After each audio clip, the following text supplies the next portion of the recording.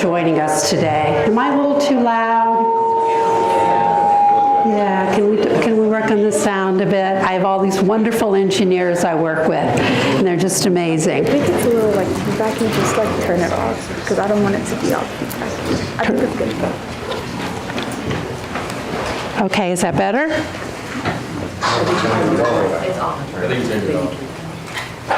Okay, so I will speak loudly. I'm going to tell you the truth. I have written a few things down because it's a little emotional for me to have all of you that are so important to me over the many, many years kind of all in one place.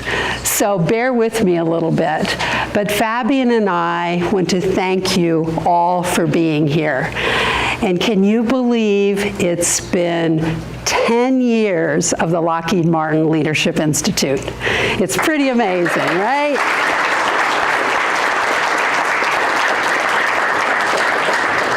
So I also want to say, we have 100 people here in this room with us, but in the spirit of the Students Project, which is Reimagine Collaboration, as they were looking towards the future of work, right? We also have a live stream, and we have over 160 people with us that are joining us virtually. And many of those people are also alums and friends. So welcome to our virtual audience also. It's been 10 years, and I know that because when I look at some of your faces, I remember interviewing you in late 2011, and there are several people here. So although my brain doesn't want to compute that, I know it has to be true. And we have people from all 10 cohorts here together. So that's a pretty amazing feeling. And what I'm going to call our transformational leadership family, maybe community is a more business way to say it, is all over the world now. And we have people in Abu Dhabi, we have people in Belgium, people everywhere. And here's one thing that I feel pretty strongly about, is that those organizations that they're in, and they're very diverse, wildly different occupations of what people do today, those organizations are definitely better because these people are in them. That's one of the things that I deeply know. I also want to do one thing. I would like our Cohort 10 members, if you're behind a camera and you can't, to stand up or wave or whatever. Cohort 10 folks.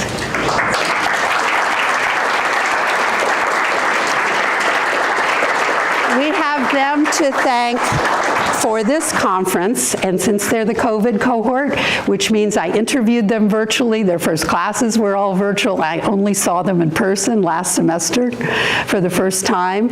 They pulled together a conference remembering that they probably never got to attend a conference before. So I think they did an amazing job. We also have with us what I might refer to as our more seasoned leaders. And our seasoned leaders, you know who you are the ones that helped invent the concept of the Leadership Institute many years ago, more than 12 years ago.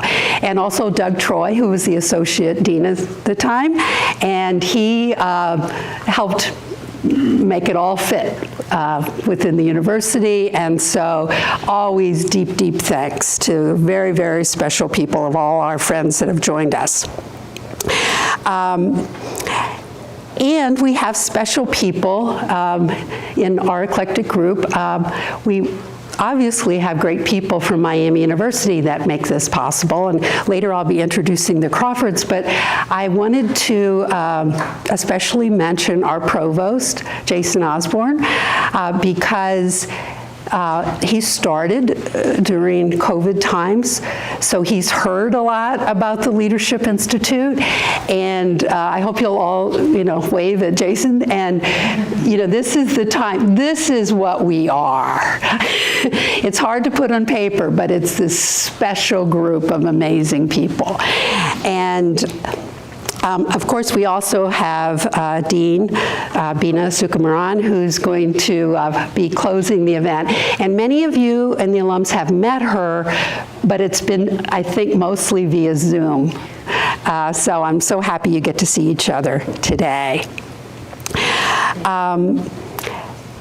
So, how can I give a big enough thanks to Lockheed Martin?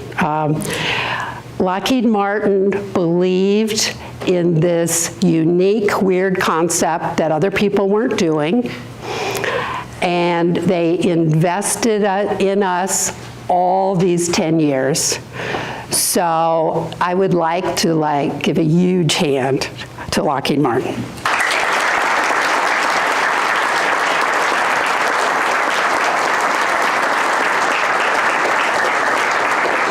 And with us today, we also have Ken Gnader, and he is from Lockheed Martin in the Dayton office. Many of you have met him at prior conferences when we did things in person. And we want a special thanks to you for sponsoring our 10-year reunion dinner tonight, as well as the General Lockheed Martin. So thank you, thank you, thank you.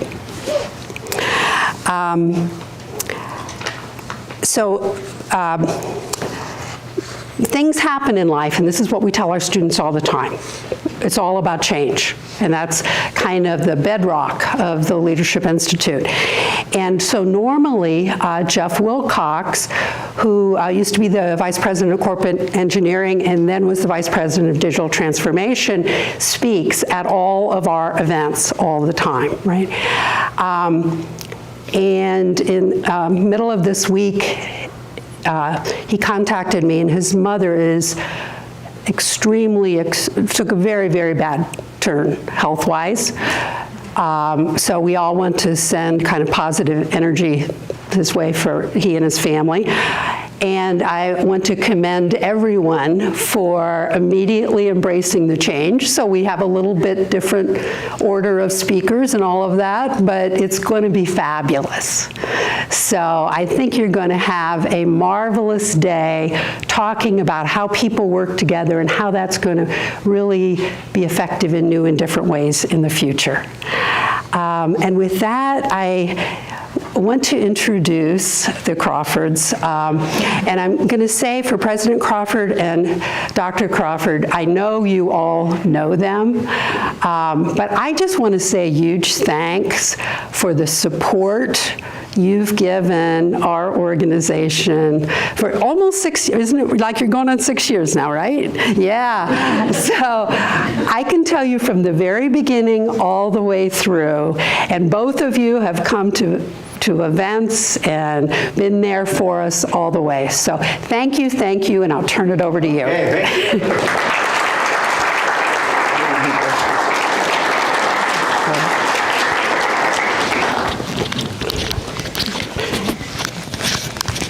I only trust the students.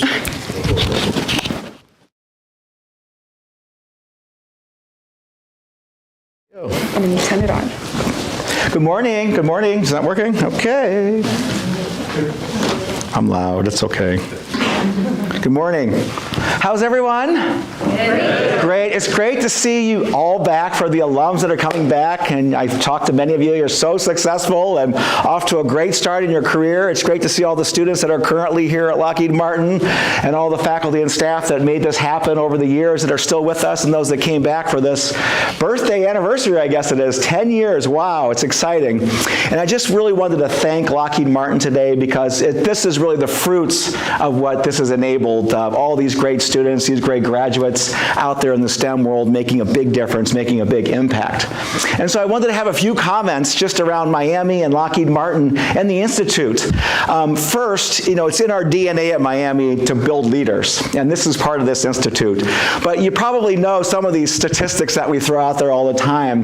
But Miami's known for creating leaders. I think first and foremost, we have the top Fortune 500 company leaders in the country, and so we have them leading places like Merck and Enterprise and Chipotle and Cintas and Citicorp and Duke Energy and whatever else is out there. So that's fantastic on those big company fronts, those big conglomerates. We also have them, leading in many ways in government. We have elected officials that get out there. Our very own Governor Mike DeWine in the great state of Ohio leads our state, which is fantastic, and many more other elected officials. We, of course, have Super Bowl champion coaches. So the cradle of coaches, John Harbaugh a few years ago with the Ravens, and then sorry if you're a Bengals fan, but Sean McVay this year for the LA Rams, a wide receiver here at Miami. And then, of course, we have great military leaders here at Miami. Our ROTC programs are fantastic, and I know you've had a lot of ROTC students in the program. And this year's commencement speaker is a three-star general from the U.S. Air Force, Sharon Bannister, who studied chemistry at Miami, so a STEM graduate. So we're very excited about that. And of course, I know many of you, whether you're graduates or students, also took entrepreneurial activity courses and so forth, competed in competitions. I've seen you there as well. And if you look at leadership in that area, there's been 11 unicorns coming out of Miami. So those are companies that are now evaluated at over $1 billion. So very exciting on the leadership front. And then when I take a step back and look at the Lockheed Martin Leadership Institute and what it means for Miami and the collaboration, the synergy between the two, it really comes down to two things. It comes down to, first and foremost, the education that the Miami students get here, and also it comes down to this support from our Lockheed Martin Leadership Institute and how they engaged us with both resources and also expertise and wisdom. So let's do the education first. I think this education here, especially if you're a STEM graduate at Miami, you're great at science and technology. We know you're deep divers into that. You do great things there. We know your quantitative background is fantastic. You're strong in mathematics and now in data and analytics, and for those computer scientists, abstract algebra and topology and all those good things that you're getting involved with that abstract math today. But also, the education here is also broad, right? And it really brings in the human dimension, the humanities piece. And that's that Global Miami plan. And if you look at that Venn diagram of science and technology, mathematics and quantitative, and humanities, it really converges sort of in a sweet spot that sometimes is called humanics or humanics. And so that's where I think really why the Miami student, the Miami graduates do so well out there after graduation, because of the very nature of the human dimension that they can engage. You're great at STEM, we know that, but you're also great at interacting on the human level and collaborating. Now the Lockheed Martin leadership piece, I think our values overlap in a big way. We've had this great collaboration for 10 years, and that doesn't happen unless you share virtues and values together. And I think that's what made this part so successful. And so what they brought in to the Institute was extraordinary. So it was a mindset that you all have now. I think there's three things on the mindset. I think first is the strategic vision that you have. We really want you to think about change and to see around corners before people know what's on the other side, to see into the future before other people see that, and to get out there and move forward. And so that's the strategic vision piece that I think you leave with or you learn through the Lockheed Martin Institute. I think the second aspect of it, too, is really the nature of planning, the analytics, operations, and process. It's great to have vision, but you got to get things done and execute. And I really do believe that this program really prepares you well to get out there and not just have a great vision and a big dream, but to be able to execute that and moving it forward. And then I think finally the big aspect of the program, and it's always been this way, but it's just the collaboration, the inclusive collaboration that you do, and the selfless service of what is expected of you and what you bring to the table. And so I think those three things really sum up, in my mind, what the Lockheed Martin Institute is all about. You're great at STEM, but you're also great at the human dimension.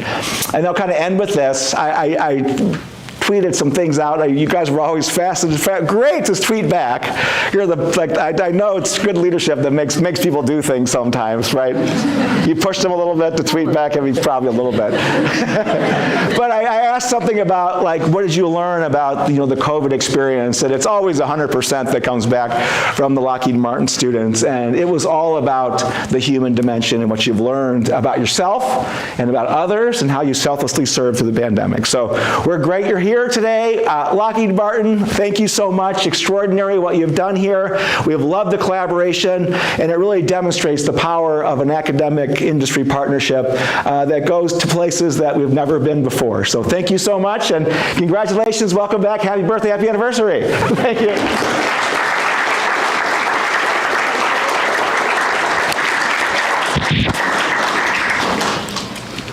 All right, I get to hold it all because I don't have pockets or shirts, so this is great.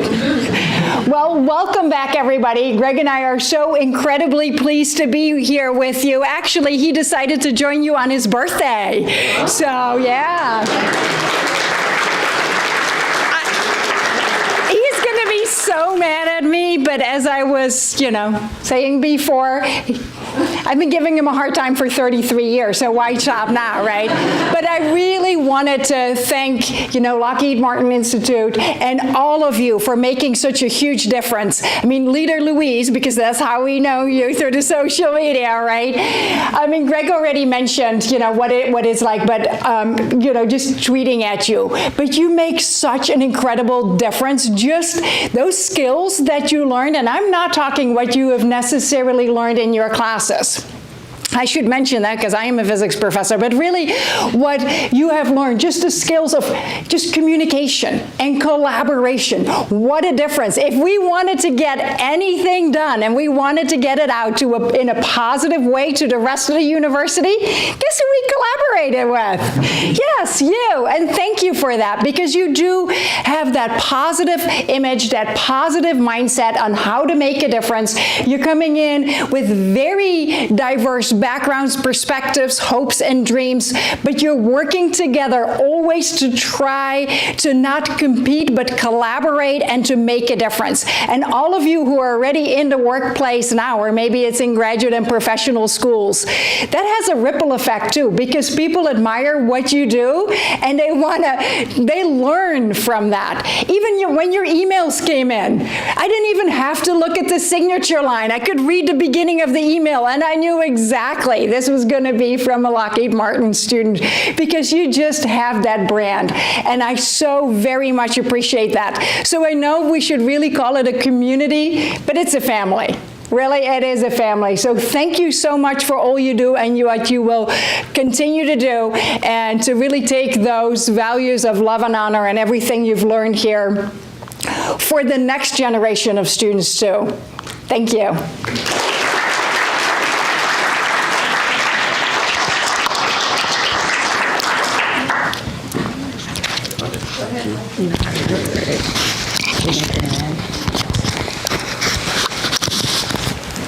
Awesome, thank you. Awesome, thank you. Good morning, everyone. Super excited to see you all here today for Reimagine Collaboration. Really excited to have you all here. So I'm here to introduce our first speaker for today. Sorry, I didn't introduce myself. My name is Michael Amwa, and I am a proud member of Cohort 10 of the Lockheed Martin Leadership Institute. I'm also a junior studying computer engineering here at Miami University, and I'm here to introduce Bryce. So during the summer, I got the opportunity to learn a lot from Bryce about the future of work and thinking, working out loud. So I'm super excited to finally get to meet him. Bryce welcomed me with open arms virtually during my internship, and I'm super excited for you all to hear from Bryce and get to learn a little bit about what he does. And I'll let you take it away, Bryce.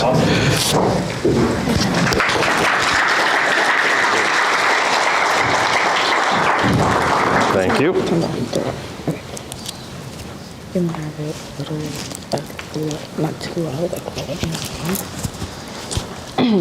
I should have thought about my wardrobe here for the lapel. All right, can you all hear me all right? All right, well, I'm really excited to be here. Thank you, Michael, for the intro. It's, turn it off. I'll just be loud. So interesting story. I mean, as Michael said, he did an internship with me at Eli Lilly last summer, and this is the first time I've met him in person. So you can kind of get a feel for the world of collaboration over the last couple of years and how that impacts the story I'm going to tell. I think President Crawford walked out, but I actually have a funny story. I'm a 1999 graduate of what was formerly named the Systems Analysis Department here in the then it was called the Applied Science and Engineering.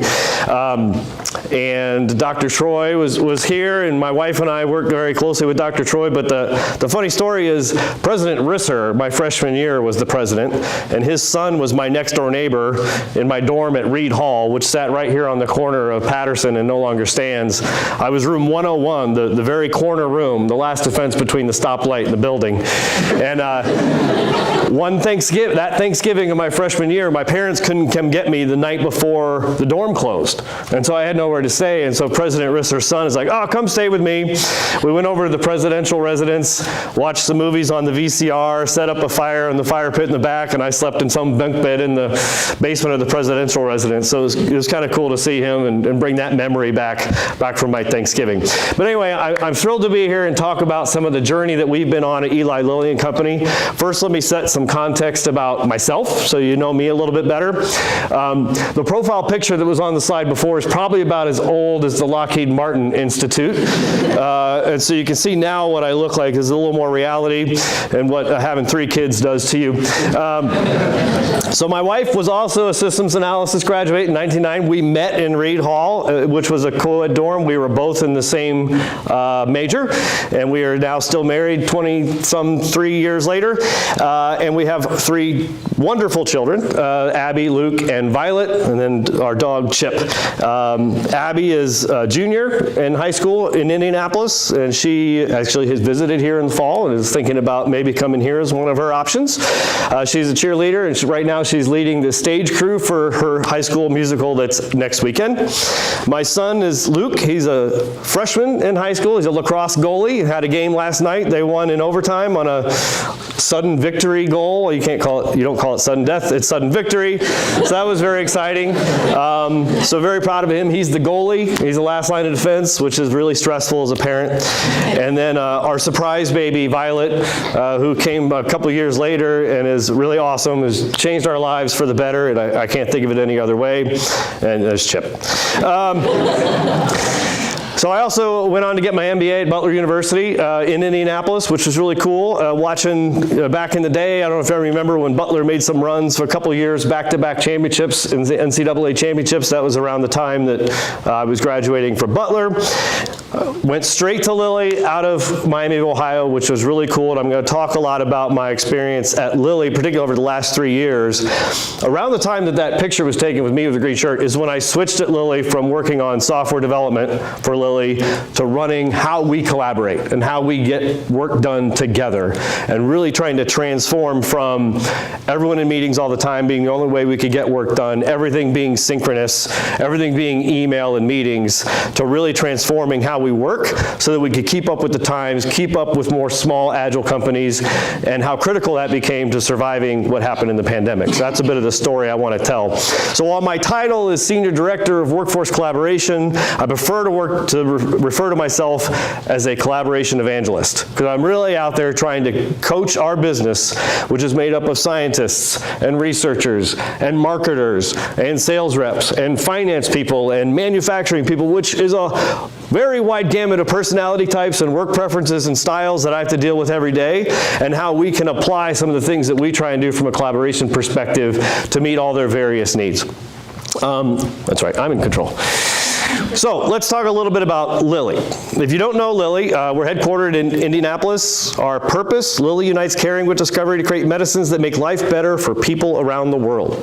So when you talk about a mission, I mean, I'm not out there making nuts and bolts, which are important to keep the world together. I'm helping do things that save lives. And it's cool to see our work translate directly to a product delivery that goes to a patient that makes a difference in their lives, right?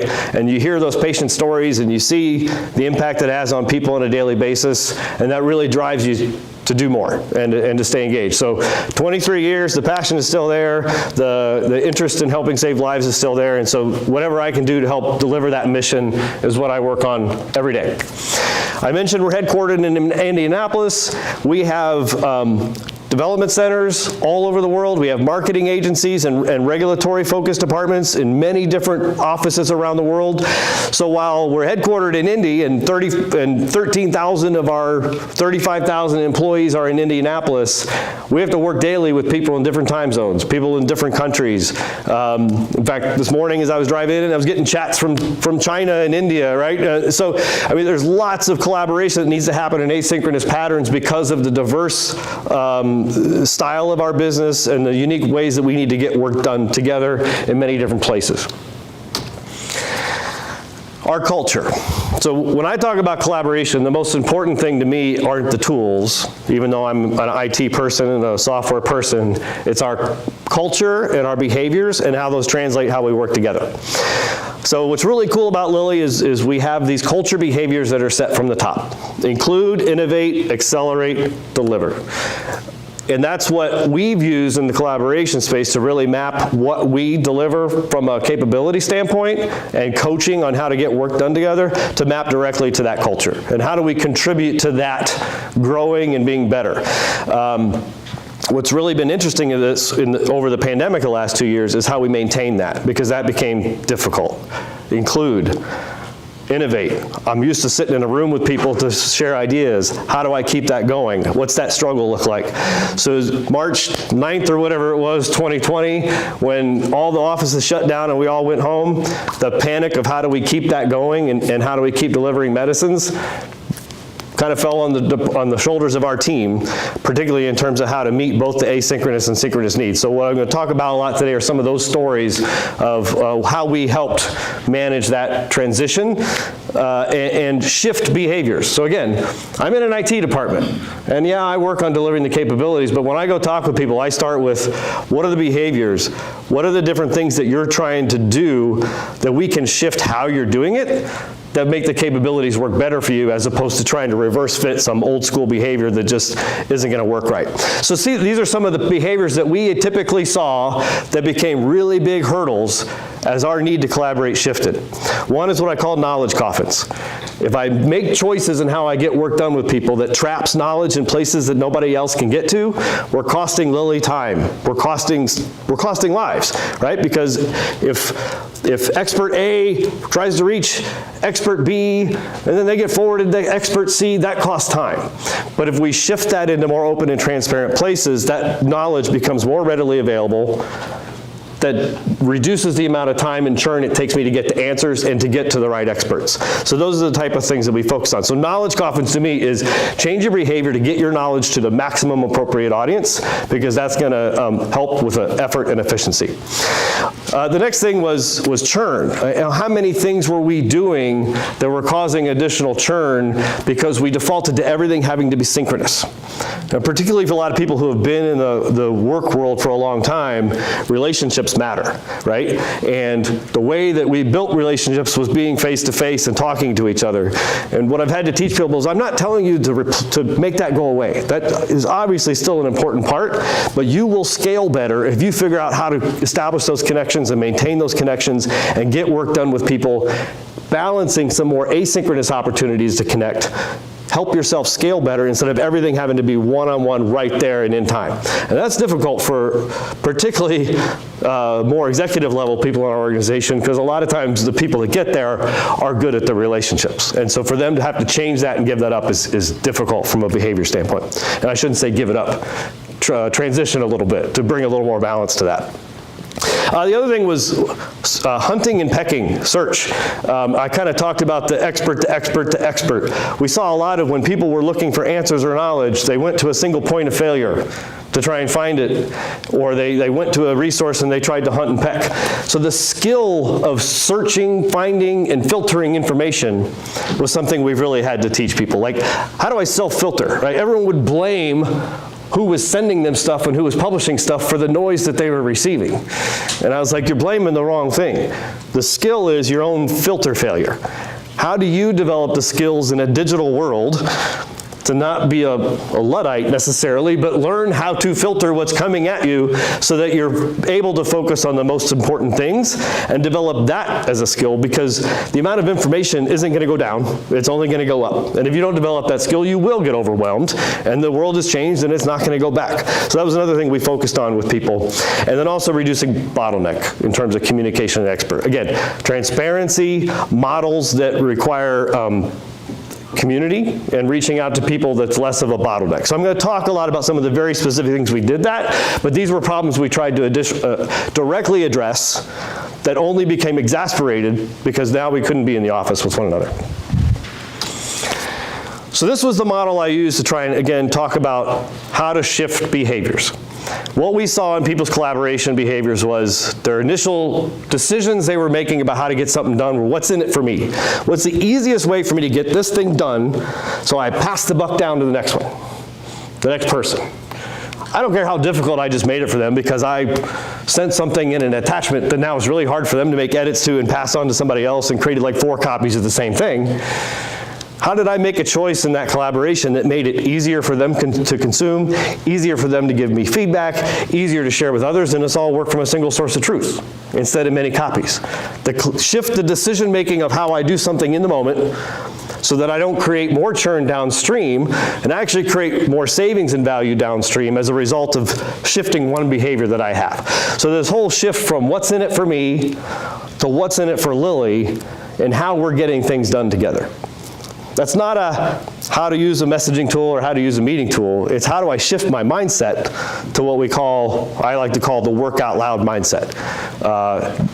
Help people downstream as a result of the decisions I make, instead of being a little bit more focused on myself. So this is going to be part of the interactive part that I'm going to try and do here. So this is how I helped map our employees to thinking about how to apply the tools to their job. Me, we, us. You've got an audience. Now, one of the complicated things about working in an enterprise environment, and you've probably experienced this as well, is there's not one tool for all these jobs. There are many choices you have and capabilities to accomplish getting work done with people. And what we really tried to map for individuals was, depending on what it is you're trying to accomplish, there's a best fit for the type of audience and the scale of sharing and reuse that can or should occur with that information. So that's where this model really helped people make those decisions about understanding your audience, understanding the reuse value, and the long-term value of what I'm doing versus the short-term value. So as you kind of look at this model and think about the ways that you share information with people and audiences, are there different things that you do or use in your daily life that might map well to like a me type of category, for example? Just shout out examples if you have one. Homework. Homework, focused on yourself, getting things done for yourself. Any others? Home improvement list. Home improvement, your to-do list, right? Your task list. That's about me getting things done that I got to make sure I'm organized and productive. Very good. My to-do list. What are some other things I do focused on me? Taking notes. Taking notes, personal note taking, right? Personal content storage that's related to me. I'm not going to publish my personal development plan out to the entire company. I'm going to focus that more, right? So I have decisions to make based on me. And then as I shift into a we, I'm focused more on my specific team and project. So what are some different collaborative things that you use to focus to a target audience that you're using to get work done together? Any examples? Shared OneNote. Shared OneNote, where you're controlling the audience, right? You're sharing it, but you're limiting it to the people that it makes sense for, right? Any other examples? Instant message tool. Instant message, like a group chat, right? Exactly. So we're doing messaging together. It's a group chat. Again, it's a defined audience. As we shift into us, more of a broad community, any examples there that you'd want to share of what you're using today or how you would apply it? Like a company charter or strategic vision. Yeah, broad published information that's for the consumption. Like, in a lot of companies, that would be like your internal communications department or HR that are publishing that on a intranet portal, for example. Yep, good example. A white paper. A white paper, yep, that you publish for broad dissemination. Any other ideas before I reveal the broad answer? All right, so this is how we taught people to think about the capabilities at their disposal. Our company was really good at these first 3. I'm really good at scheduling meetings, making to-do lists, doing one-on-one chats, sending emails, having replied to all-a-thons in the email that are just driving me crazy. In fact, I would actually sit back and study the metrics on reply to all-a-thons because I thought it was fascinating. And one of them I did went viral, and I really hope, it went viral within Lilly, and I really hope it's helped change the culture because people were like, one guy responded to 15,000 people with a picture of Arnold Schwarzenegger. I'm like, oh God. This is not good. How do we fix this? So what we really had to focus on was first the behavior. Like, why am I making a different decision than sending an email? And what are the benefits of that? But then once I make the decision, what's the right thing to do to use that? So someone mentioned messaging tools. So if you think about it from a volume standpoint, one of the really cool things we saw in the data was the email and chat message metrics normalize a little bit. We saw a little bit of decrease in email volume and an increase in more like group chat usage. So people were getting together more synchronously through chat. But what's really nice about chat these days, which has shifted from 5 to 10 years ago, all the chat tools 5 to 10 years ago, at least within our corporation, required synchronous attention. Like, if we stopped talking to each other, the session went away. And we had to be there at the same time to engage in that chat. What's nice about tools like Slack and Teams and new messaging tools is now I can either be synchronous or asynchronous. In fact, my status on my Teams message is ask your question, and when I get to it, I'll get to it. The ones that drive me crazy are like, hi, Bryce. I leave it. I'll just let it sit for like at least 90 minutes. I'm not touching that for 90 minutes. And we'll see. My status message at the bottom says, if I'm not answering, it's okay. Hi, Bryce. Hey there.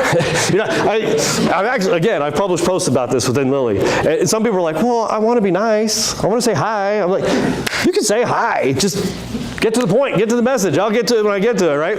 I don't have to be there to answer you. And so that it's things like that that are hard to pull out of the culture, that we're trying to slowly shift individuals' behaviors. And then, of course, you've got shifting from getting people to do one-on-one group chats to really what my favorite are team workspaces, and that's where the work out loud idea comes in, is I know I'm having a conversation with 3 people, but I have a team of 30 people who are involved in that work, at least have some kind of ambient involvement in that work that we're doing together. So if we work out loud and have that conversation amongst the 3 of us where the other 30 can see it, we're giving them value. Or they might bring a perspective that we didn't intend to invite, but changes the game, or something we didn't think about, or helps us do it better. And so what we've really tried to drive at Lilly is emails they have a function for notification, but not for collaboration. Chat has a function for short-term conversation and limited audience. As soon as I get into things that matter to the context of what you're working with in a project or team, we want you doing it out loud in that team workspace and shifting that. So I've got, my core team is about 100 people. And we do not send each other emails, and we really try not to send private chats. Of course, there's some things where there's an exception to that. But every day, our team's workspace is filled with organized, topic-based conversations about, we have an outage in a platform, or we're trying to solve a problem for a business area that needs to run a broadcast in China next week. And all the decisions and the collaboration and the coordination we're doing to make those things work are happening where all of us can see it. And then that's where my point about filter failure comes in, right? If someone doesn't know how to do filter and they've joined that thing and they've subscribed to everything, I want to know what's going on, and our notifications are going crazy, it's not going to work for them and they're not going to be productive. So the combination of working out loud and getting that information where it's discoverable for those who choose to subscribe to it, then puts the onus on that individual on what makes noise to them and what doesn't, right? And then that helps them stay aware of what matters to them. One of the things I always say about email is it's full of stuff that other people think you should care about. It's not full of stuff that you said I want to know about. Other people are sending that to you. The nice thing about these Teams workspaces is I can subscribe to the areas of conversation I care about and mute the ones that I don't. And so I'm in control of what's hitting me more so than email. And that's an important shift in the adoption of a little bit of me to the we. We deal with a lot of comfort problems with people that don't like that, particularly the further up we go in the organization. But we really saw a big shift in this during the pandemic because trying to do everything inside conversations and then network it up the chain, and it, becoming 3 people that then have a meeting with 10 people that then have a meeting with 30 people to cascade information, just it couldn't work. And so this type of model really helped people scale better, reduce the on-meeting overload, sitting on a screen 10 hours a day and the effect that has on your brain when everyone's working from home, to choose these alternatives to adopt more asynchronous work. Another really key capability for us during this was to help maintain our culture. Because when we're all sitting at home for 2 years, we're not seeing each other in person, our culture is really important. And so this idea of 2 things, and I'm going to talk more specific in a little bit, are communities, online digital communities, and allowing people to bring themselves to work. I'm not talking about communities that are all work-related. I'm talking about employee resource group communities. We have a Be at Lilly, Black employees at Lilly. We have Pride for our LGBTQ community, women's in leadership. We have 15 to 20 of those who are working out loud, sharing their perspectives and running broadcasts that we can all see and contribute in and learn from. I'm wearing purple. It's International Women's Month. Purple's always a nice representative color for those things. My daughter's name is Violet, so I love purple, right?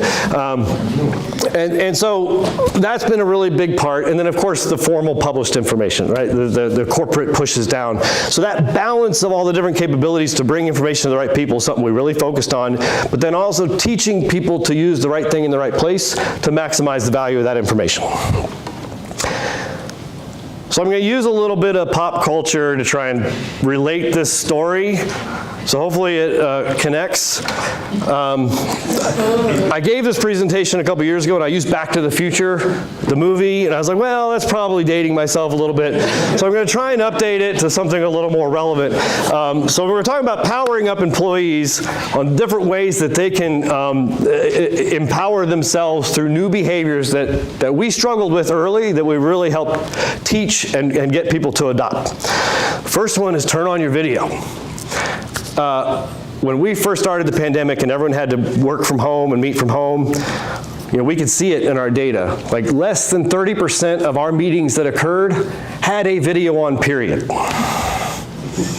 So our whole company were sitting there meeting, looking at flashing purple dots of profile pictures, right? Like how can you even think? There are people on some people are more comfortable than others. I'm telling you, there is a person on my team who I did not see their face for 2 years. It's hard, right? So we really had to kind of get this thing with, we want you to be comfortable. If you're not comfortable, if you got something behind you, you weren't able to shower that morning, fine, right? That's understandable. But as often as possible, get yourself ready, be at work, be present, have your video on, because that's how we're going to have to engage with one another. Different cultures are different, and so that impacts some of it as well. But that was actually really hard. And still to this day, because my department, and we all do really well with our video, I will get called into meetings with different business areas, and I'll join, and I'll be the only one with my camera on with 5 other people on that call. I was like, I know I'm really big on your screen right now, and you're seeing like everything about me, but I'm okay with that, because I want you to see my face and my facial expressions as I talk to you about the things that we want to talk about. And so we have seen that metric go up, and people get more comfortable. Where it really becomes important too is, we're starting to go back into the office now. So now we're having hybrid experiences, and the really important element is, for years, the people in Indianapolis would be sitting in meeting rooms, and the way we would bring in people from our remote offices or people who might be working from home a day is they'd be a phone on the table, and all you could hear was their voices. right? Then we evolved a little bit to some video on the screen, but what they saw was like a conference room with 8 people at a table really far away, and then the person who was home didn't have their video on. When we went into the pandemic and everyone was at home, now I've got this more intimate picture of someone right in front of my face. And it actually had a benefit, particularly for those who worked in our remote offices and weren't at corporate. Where they felt disconnected before, it brought a new connection level for them. So as we've started to return to work and people are going back to the office, we're like, we can't go backwards. We learned a lot of really cool things. We changed the way that we engage our remote audience that's working with us and who's a very important part of our team, to make sure that that doesn't feel like a backwards experience for them. So that has become really important in the video on culture too. In fact, one of the things that we've done, which some people like and don't, is if you're in a meeting room and the technology is not conducive to close-ups, we want you to join the meeting on your laptop at the table so that they can see your face closer up for those that are remote. So I might have 6 people in a room, all with their individual cameras on, looking at each other in the meeting, but also the people who are remote. You just got to make sure you mute, because then we don't want all that feedback. So make sure you mute before you join. But I mean, those are the type of behaviors that, again, we have to get those out to 35,000 people to say this is important, or else we're going to go backwards. And so, again, these are some of the fun challenges that I've had to deal with. But again, there are things we have to do with the technology to refine it and make it work, but it's about the behaviors, because you can put a Ferrari chassis on a Pinto engine, and if you're not using it right, it's just pretty but doesn't do the right things for you. And so we really had to make sure that the engine underneath, the behaviors of the people, was really helping take it to the next level so that we can get our work done. This is probably, again, I've talked about asynchronous work and scale. The ability to be comfortable with making decisions, problem solving with people in a way where they're not directly in front of me or even at that moment available. Again, I shared an example. There was a gentleman from China last night who was having trouble trying to figure out how to share a broadcast with some people in his audience, a broadcast that had happened the day before in Indianapolis. He sent me a message overnight. I didn't answer it while I was sleeping, right? I didn't have to. When I woke up, before I got in the car, I was like, boom, boom, boom, here's your answer. And he liked it, and we were off and running, right? That's asynchronous work. He didn't have to schedule a meeting with me. I didn't have to wake up at 7 a.m. to get on a call with him.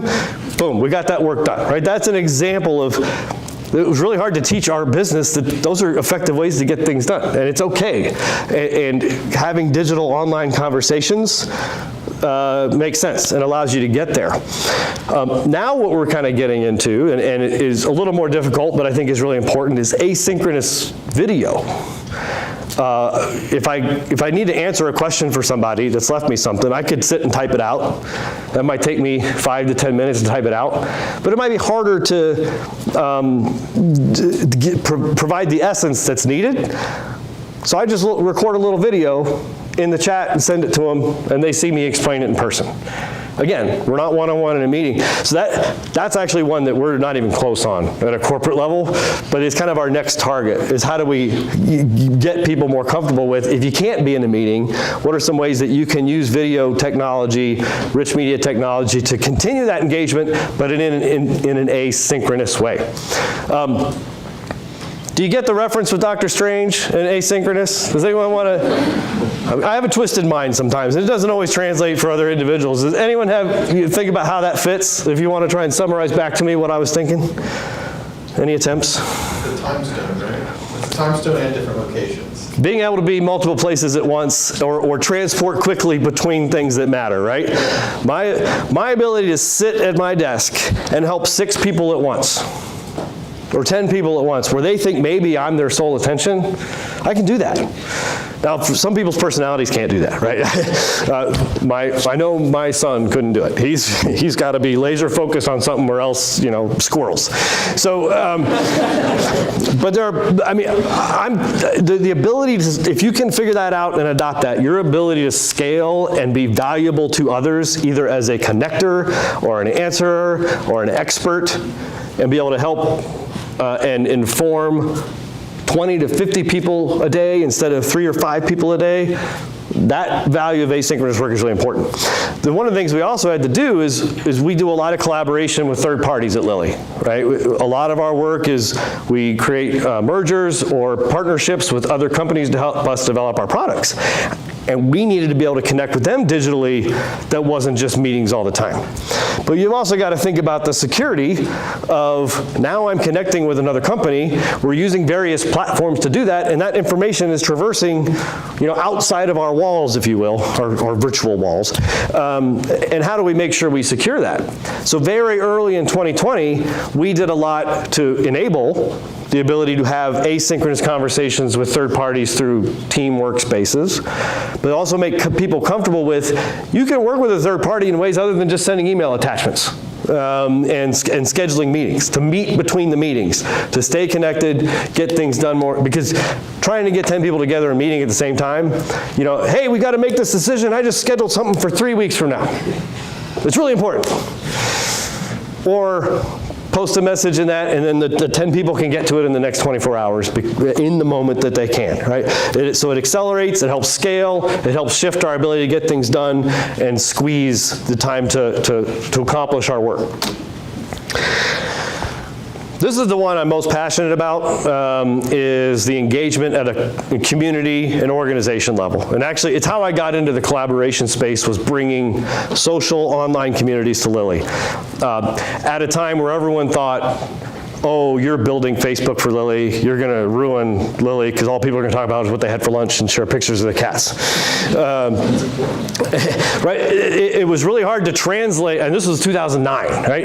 It was when I really started in this space. It was hard to translate to individuals at Lilly is how social collaboration could help us get work done, or help us make Lilly a better place, instead of it be a distraction from getting the real work done, which all happens in email and meetings, right? So I have a lot of arrows sticking out of my back from what we had to do to accomplish that. But very early in 2009-10, we were able to build an open communication community platform where people could come together and create communities that were expertise-based. How do I get answers about this process or this technology? How do I reach people in human resources? How do I understand more about how to use different Microsoft products, right? How to reach those experts through open communities, create answers that are then findable and reasonable by others. But then also interest communities. Like I said, the ability to connect with people like yourself that has more to do with your person and bringing your whole self to work, so you're not just a robot doing tasks, but who you are as an individual can be represented, and help you find people in the company around the world that you can share those interests in. So being able to get that out in the open in the early 2010-11 range has really made a difference in our culture, being able to maintain not being together in the office. So the fact that we had invested in that so many years earlier, from a diversity and inclusion standpoint, a lot of difficult things happened during the pandemic too. A lot of difficult conversations. And these communities became powerful conduits to not just people connecting with each other that were affected, but those of us less affected learning and understanding how that impacted our employees. And so seeing that play out loud, it's even getting to me talking about it, right?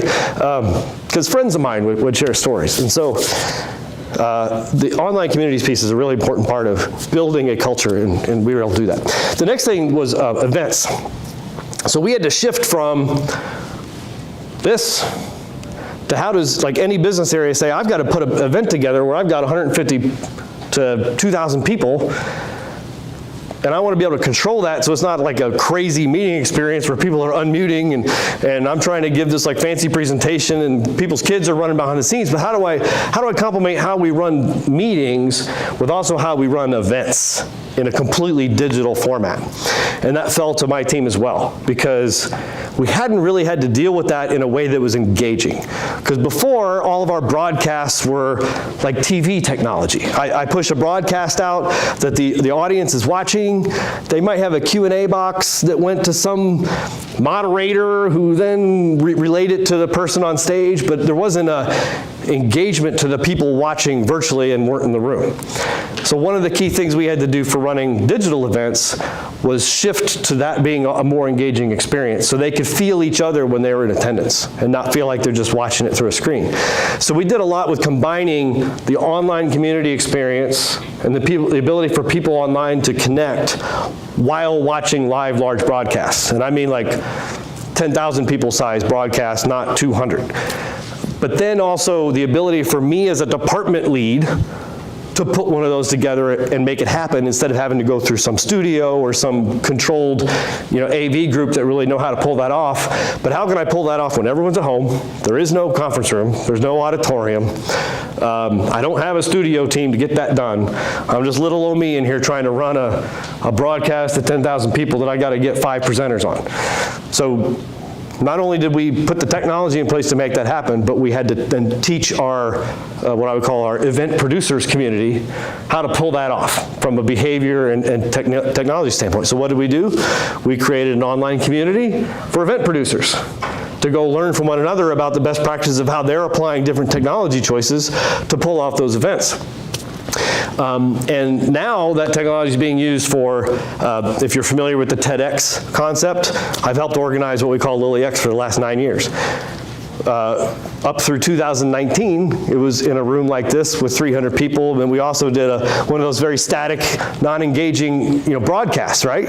Now we had to shift it to a completely online experience. It was May 2020. We had it planned to do this in the auditorium up through March, and it was all planned, and we had speakers lined up, and they were going to be in there. It was going to be an all-day experience for everybody. We had 2 months to shift it to a completely virtual experience for everyone at home. And so I helped lead that in trying to make it as engaging of experience as we could. And again, I've been running that event for 9 years, and a lot of people came back and said, that's the best version you've ever done. Just because of the ability to connect. There are a lot of bad things about working from home, but to me, there are certain things when you're watching someone speak, like I'm speaking right now, particularly someone who's telling a personal or emotional story, for their face to be right in front of you, instead of up on a stage where you're surrounded by 300 people. There's an intimacy to that that's different, that changes that experience, and I think we felt that in different scenarios. So the other one that was really powerful, and particularly given the COVID environment, we had a group of scientists who every 2 weeks would get together in this huge conference area to share what Lilly Science is doing across the entire department, competitive intelligence information, what we're working on, highly, highly confidential, secretive stuff that they would talk about in a room with vice presidents and everyone at that level. And all of a sudden in March, they're like, we need to do this next week.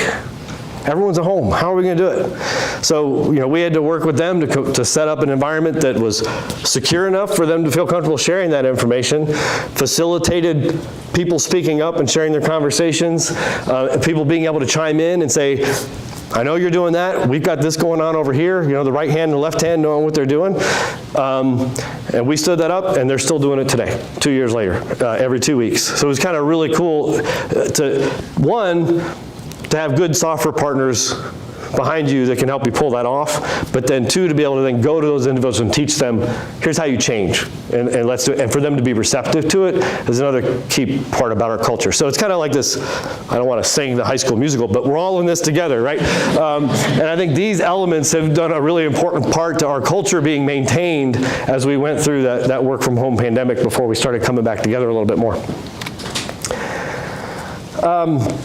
This is another one that is really interesting because, and you may feel this, and me being kind of a go-to knowledge expert on some things, I feel this quite a bit. People will ping me and say, how do I do this? I said, well, there's about 800 to 1,000 other people that have that same question. So I'm going to go answer it out in the open, and I'll send you a link to where I answered it. And then other people can then find that later. I get a higher return on my effort. Lily gets a higher return on my effort when I work out loud. So then the reverse of that is, if you, as an individual, adopt asking out loud, you're contributing to knowledge that's hard to come by getting answered and provided out in the open. So then Lily is building a knowledge base of what we know in the act of working instead of in addition to working. Because old school knowledge management is someone would take time out of their job to go sit down and just document. I'm providing answers. And then like 6 months later, they publish it and it's all out of date. So what we prefer to do is this behavior of ask out loud. Don't ping an individual expert. Put it in a community. So we have expertise communities focused on how do I get certain things done. We want you to ask that question out in the open. The experts are all paying attention. It's kind of like the shotgun method instead of the target message. And when you get your answer, and the awesome thing about when that happens is, one, when I answer, I might have just helped a dozen people who needed it right then, but I probably helped 200 people who needed it over the next year because they ran a search and they were able to find it. The other thing is you'll get unexpected answers, which makes some people nervous. Because I've had a lot of people build their expertise communities on like a manufacturing tool. And they'll say, well, what if someone gives the wrong answer? And I said, well, one, if you're an owner of that community, you should be paying attention and help offer subtle corrections. But don't like slap them, right? It's an education experience. There's a reason someone misunderstood and provided the wrong answer, and that's an opportunity of education for why. Not just what, not just the right answer, but some of the why behind it. What's the logic? And so those wrong answers help pull out that discussion and that understanding of getting to the why, which then helps people process that and think better about it in the future because they thought about the why, not just this is the question, this is the right answer, move along. And so we get a lot more of that in these open Ask Out Loud communities. And again, we're building a knowledge base in the act of working. Finally, we're getting back to hybrid work. People are coming to the office. So then we had to work on the room technology, right? I talked about the table with the phone on it and going into the room, and now we got to try and get back to where we were. So part of the technology piece that we did have to focus on over the last year was getting some people back in the office to prepare for the onslaught of humans coming back to make sure that the meeting experience in the room didn't degrade the collaboration experience for people who were still at home because they moved to a different city during the outbreak so that they could be closer to family or people who are in other countries that we don't want to degrade their experience. So we have had to do some technology work on our rooms to make sure that they hold up to maintaining that experience. And so when you walk in, I don't need like an engineering degree to figure out how to connect the meeting to the room and the people. It's in, it knows who I am, it knows I have a meeting schedule, I click a button and boom, we're off and running to make sure that our technology is not getting in the way of business getting done and patients being affected by the work that we do. So that's my work out loud set of behaviors that I teach our employees to focus on and try and focus on some very specific things to help translate that and how do I collaborate and that idea of me, we, us through a work out loud mindset, transforming how we get work done together through our tools. That's my summary. I don't think I have any other slides. That's it.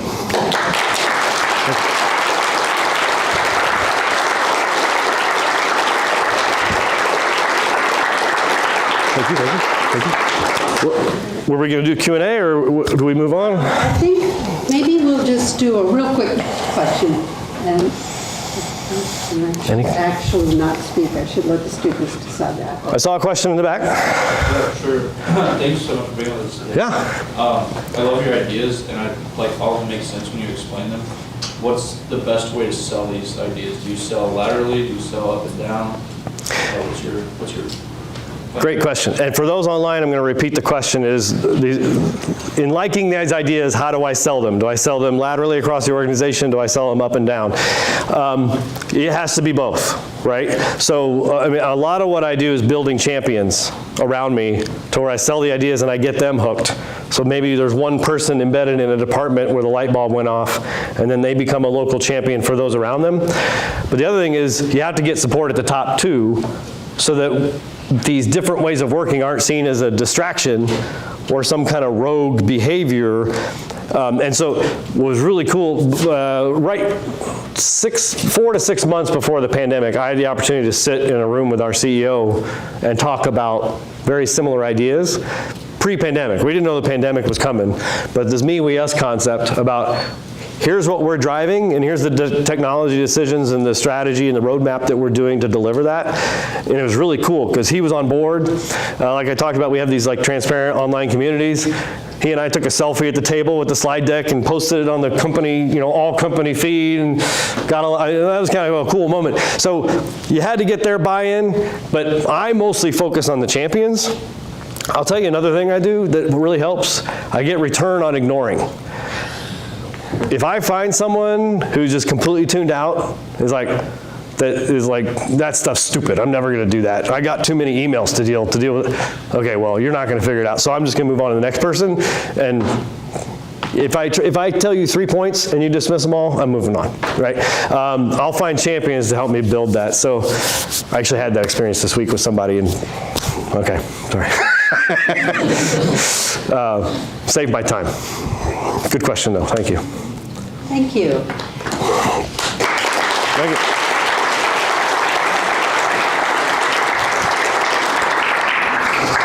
All right. Oops.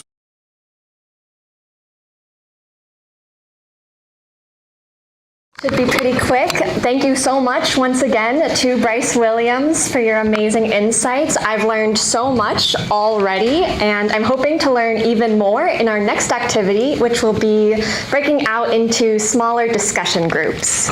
So if you look in the back of your name tag, you'll find a small piece of paper with a group number and a farmer room number. So we're gonna go have a good discussion. We just want to hear your thoughts about what we've heard and your thoughts in general about reimagining collaboration.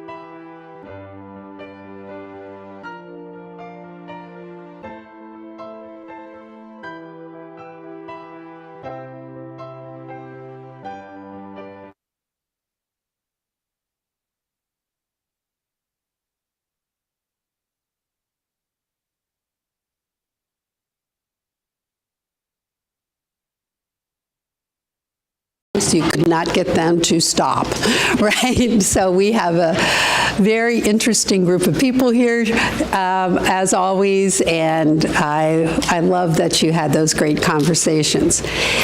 We're going to do something very fun and interesting this afternoon, and Amy's going to talk to us, and then after our break, we're going to have some of our alums kind of be in conversation with Amy. So let me tell you a little bit about Amy.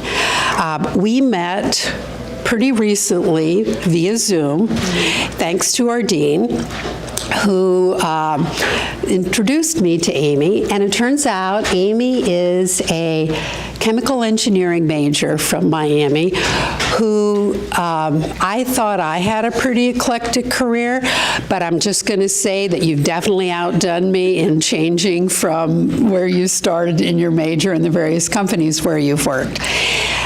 And she can bring to us a perspective that's hers and from her experience, but she also has the advantage of having worked with many, many, many companies. And I think that, is a fabulous way to look at this issue of collaboration. So I've just, like the minute I met her, I'm like, oh my God, she's amazing. We've got to work together somehow. We've got to figure this out. So thank you so much for being here with us and coming back to Oxford. And I'm going to turn it over to you because you're so good at all this that I think you're better than me. So let's. Sure. So I don't know. We'll let our experts figure that out. Would you like to keep going? Where do you want it? Right here? Yeah. Should we do this? All right, so I forgot my clicker, first of all, like rookie mistake on presentation day. I have it with me, it's at Houston Woods. I'm certain of it, but that's okay. So we're gonna, I'm gonna click over here, so it might be a little bit awkward. So thank you for having me. It's so good to be back. I haven't been back in a long time, honestly, for lots of reasons. Life happens. And it's just so cool. Like I gotta go drive by the house that I lived in on Sycamore Street. I think it was like 305 East Sycamore, maybe. I don't know. I got to go drive by. I will probably get out of my car and take a selfie. And the people who live there will go, oh my God, who is that weird lady taking a picture in front of our house? So thank you, Louise, and thanks for having me back, or having me, I feel like back because we Zoomed and we know each other so well. So let me tell you a little bit about kind of how I got to where I am and how maybe I'm kind of qualified to talk about what I'm going to talk about, I hope. So I now work for a company called the Marcus Buckingham Company, which is part of ADP. And most of you probably know ADP, not ADT, like the security company, but ADP, the company that pays about 1 in 10 people in the United States. We transfer millions and billions of dollars every day because we're paying people all around the world, which is really interesting that I landed there. Usually I go backwards with my career journey, but I'm gonna go start at the very beginning. Usually I start where I am today. So I'm an 88 grad of paper science and engineering here from Miami. There was no chemical engineering at the time. It was paper science and engineering. It was the School of Applied Science and Engineering. And I think I had 14 or 15 people in my graduating class. So things have changed. But after I graduated, I went to work for a company called X as a process control engineer. They subsequently got bought by Honeywell. So I did that for a while. I went into the metal finishing industry. Weirdly enough, I went from paper to metal, which is kind of similar. Did that for a little while. I went to academia, where I did career services. I ran a co-op program because I was a co-op student. So if you are for students and co-op, have a chance to co-op, intern, anything, I graduated from Miami with a year's worth of engineering experience. When I graduated, because I was a co-op student, I also met my husband on my co-op, so that's kind of cool. Turned out pretty good, if I must say so. So I did metal finishing, I went to academia, and when I was doing that co-op kind of career development-y stuff, one of the companies I worked with said, hey, would you be interested in coming and doing recruiting, talent acquisition for us? I'm like, sure, I don't know how to do that. Why not? How bad could that be? I have chemical engineering degree. I finished successfully multidimensional vector calculus. I have no idea what that means. I can say it. It's very impressive, I think. I had no idea what it meant at the time either. It was like pure memorization and just survival to get through that class, but I did. I can hire people, and I did. It was fine. I went to work for Eaton Corporation. If you know Eaton Cutler Hammer, adjustable frequency drives, big electrical distribution equipment, super cool. I went from there to tractors. So I worked for John Deere, and when I was at John Deere, I did a bunch of learning and development stuff, and I was on the first team that designed, developed, and implemented their lean manufacturing program. So that was super interesting, like those two things go together, but that was really fun. Then I went to, listen to this, you guys, Kohl's department stores. So the biggest surprise about going from tractors to retail was that when I got to Kohl's, people got to wear open-toed shoes to work. And they wore like dresses, women did if they wanted to. But you know, you work in tractors, I mean, a lot of you know this, right? And you've got steel-toed shoes on. When I worked co-op at Champion Paper up in Quinnipiac, Michigan, you know, we had hard hats and respirators and all the safety gear on. And I go to Kohl's and I'm like, oh my God, like you have sandals on. Like, who does that? So I went to Kohl's and did that for a while. And when I was at Kohl's, I did some work with this guy who wrote a whole bunch of books. And we hired him to come and do some keynote presentations, and we did some training with him. His name is Marcus Buckingham. And he used to work for Gallup. Does anybody know StrengthsFinder? Has anybody done StrengthsFinder? Yep, okay, that's the guy. Like, he worked with a guy named Don Clifton, developed StrengthsFinder. So we hired him, and through a weird series of circumstances, I got a phone call one day from him that said, hey, do you want to come and help me build a product, a software product? I was like, well, I don't know anything about software, really. I mean, kind of, you know, I'm a user. I don't know anything about writing software, building software. And he's like, we got people who do that. And I didn't know anything about product management, building a product. And he goes, that's okay, you'll figure it out. So I left fancy, comfortable corporate world, took the risk, so all the cool things that working for a big company gives you. So like 401k and 401k matching and benefits and bonuses and deferred comp, if any of you ever get a chance to do that, it's a wonderful thing.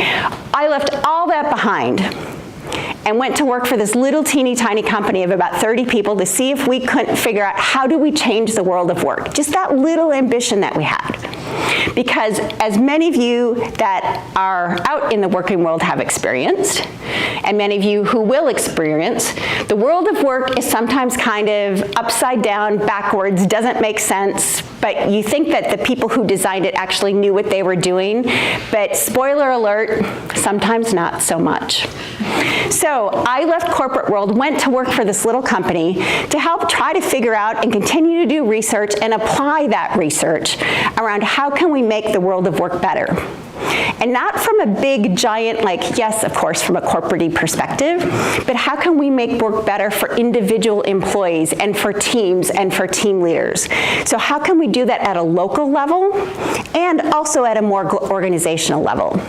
And lo and behold, a couple of years after I was there, a company that we were courting to use our products and use our stuff kind of came knocking on the door, and they liked what we did, and so it was the proverbial, they liked us so much they bought the company.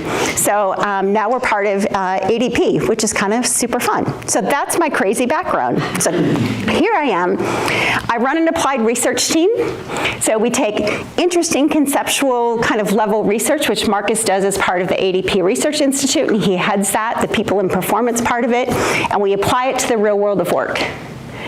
I work with organizations to help them put that into practice, because the world does not live in pretty PowerPoint presentations. Well, it does, but it doesn't always match the PowerPoint presentation, as you guys all know.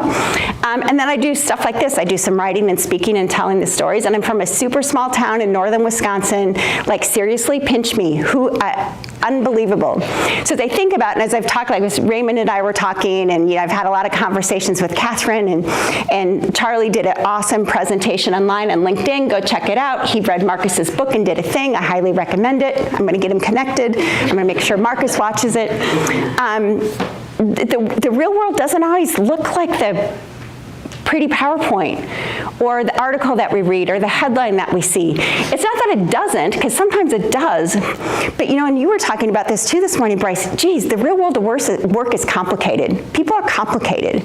And so many of the systems and processes that we have built don't always match the article or the conceptual research or any of those things. It kind of happens like this, right? It's not linear. Like we look at even career path, maybe we'll talk about that, I don't know. But like it doesn't happen in a linear way. You go all over the place and things happen and somebody gets sick or it's a humid day or that you got a power outage or something happens like maybe, I don't know, a global pandemic. So this is more what work looks like. Even though things you read and books you read, even Marcus's book, which is awesome, sometimes implies a linearity that doesn't actually exist in the real world. I mean, it exists for some people, but for a lot of us it doesn't. So I've been doing work at how do we kind of translate that. I often think about myself as like the master translator between all this super interesting stuff, like data, right? It's super interesting. So what? So what, now what? So the world of, I just thought I smushed a bunch of slides together, you guys, so we'll see how this flows. It might not go as well, so I think we'll play it by ear. But the way I often think about the world of work today is it's incredibly dynamic. So it's not a static thing. Even hierarchies in organizations don't apply much anymore. I mean, they're great for approval cycle, for approval chains, but you're working on all kinds of teams. So, the world of work is changing super fast. How do we react to that as employees, as leaders, as organizations? Things don't happen in annual cycles anymore. Andy knows this. I'm sure I'm going to pick on Andy a little because he's sitting right here and we had a great chat in our breakout, right? We used to, remember annual like planning? We do our 5-year strategic planning, annual performance reviews, right? No, come on. I mean, everybody's doing that, still doing that, by the way. A lot of organizations do. Okay, if you set a goal in January of 2020, how long did that goal stay relevant? I'm going to go March 20th, probably-ish. And that was a long time. If it lasted that long, it was a long time. So it's changing faster, and our processes and our people things, we've got to change along with it. And we think about the process of making stuff, or the process of, coding, or the process of problem solving, or the process of lean manufacturing. All those processes, those don't happen without people. And if those processes are happening really, really fast and changing quickly and being influenced by things quickly, our human system, humanistics, right? That's got to happen just as fast. But in most cases, it doesn't. Work structures there's no such, org charts, fine, they're great. Most of us are working all over the place all the time. The workplace, we had the great discussion, right? Work is happening all over the place, sometimes in person, sometimes not. Some people don't have the choice to work in person or not. Here's a little headline buster, right? We read all these things about hybrid work and people working offsite and who wants to work offsite and who doesn't. Yes, absolutely. And probably about, depending on which data you look at, 40 to 50%, or sometimes even as high as 60% of folks don't have the choice. So again, just kind of like put that filter on the headlines that we read. It's like yes and. We live in a world of ands, not in a world of ors. And of course, our positions are actually becoming super fluid. I don't know if I put a quote in here around that. Oh yeah, here's some stats about dynamic work. So the life expectancy for today's jobs, this is like the headline you see. It's like, 2022 or 22% of people believe that their job won't exist in 5 years. Like, and people get out like, oh my God, what are we going to do? But you know what? 65% of people, this is actually from the ADP Research Institute, 65% of people who responded to that survey are super excited about it. Like, oh my gosh, I might get to go do new things and go over here and go do that. So the world of work is dynamic, and it's not a bad thing. Like, that can be a good thing. Work structures, teams. This is a work that we do a ton of research around, and both applied as well as kind of conceptual research. People work on more than one team. When we look at the normal world, or not the normal, kind of the conceptual world of work in a textbook or in an article or in a guidebook from some professional organization, you get the impression that work is very, very structured. How we relate to each other is incredibly structured. It's not.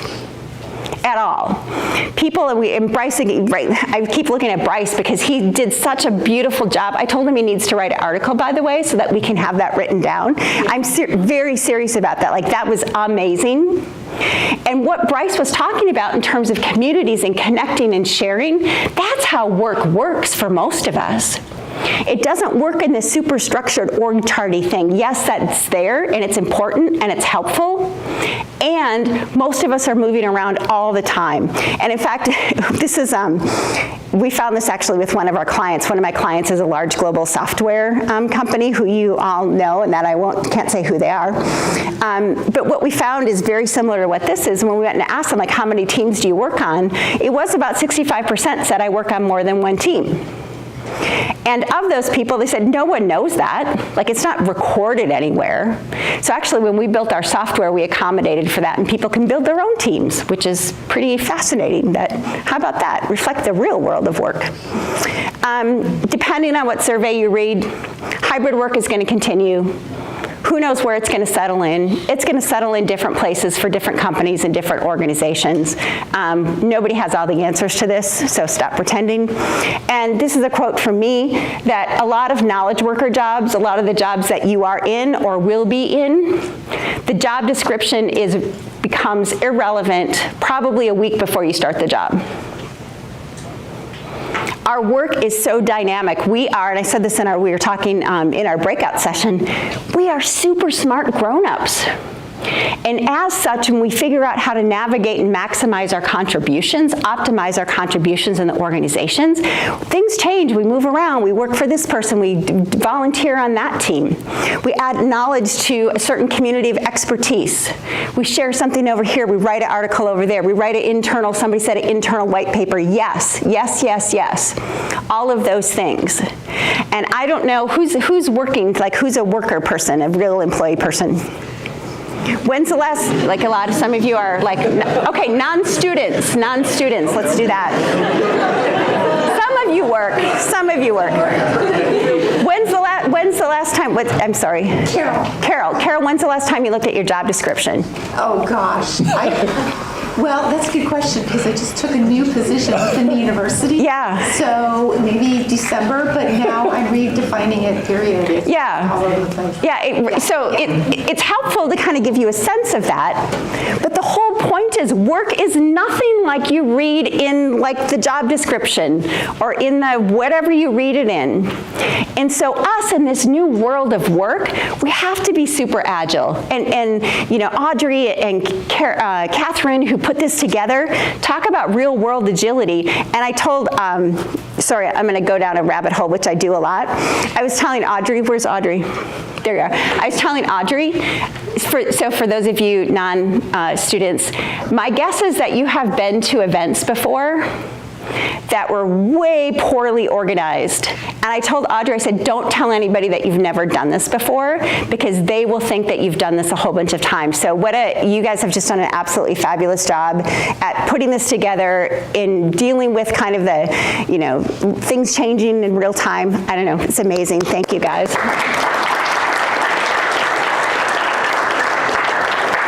So this is what us corporate folk do in response to all the stuff that I just talked about. I don't know, some of you that are working, can you call bingo? Anybody? Have we experienced these things? Sorry, frog. So in my world, I have been the purveyor, the purchaser, you should go do this, it'll change the world person for all of these things. Hoping that somehow they would make work a little bit better. Some of them did, by the way, a little bit better. A lot of them didn't. In fact, a lot of them, unfortunately, are counterproductive. Now, when I talk to HR professionals, I usually warn them ahead of time that I'm gonna, sometimes I'll say I'm gonna call your baby ugly. I might, I might do a little bit of that. And not because I wanna be contradictory, but because there's an opportunity for us to make work better. And we spend so much of our time at work. It's not, work-life balance is an interesting concept. We talked a little bit about it, right? And there's no such thing as work-life balance, by the way, it cycles. Sometimes you got a lot of balance and sometimes you don't. This is how it works. So we kind of have to real world a lot of the things that we read, and quite frankly, a lot of the things that we have been doing in the world of people at work are just plain, actually, they're not right. In fact, they're kind of sort of wrong. So I thought I'd do a little myth busting. We'll see how far we get. We'll see. Anybody know what a SMART goal is?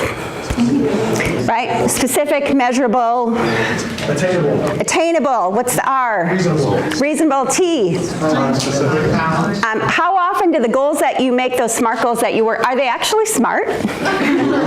Anyone? They're actually not so smart sometimes.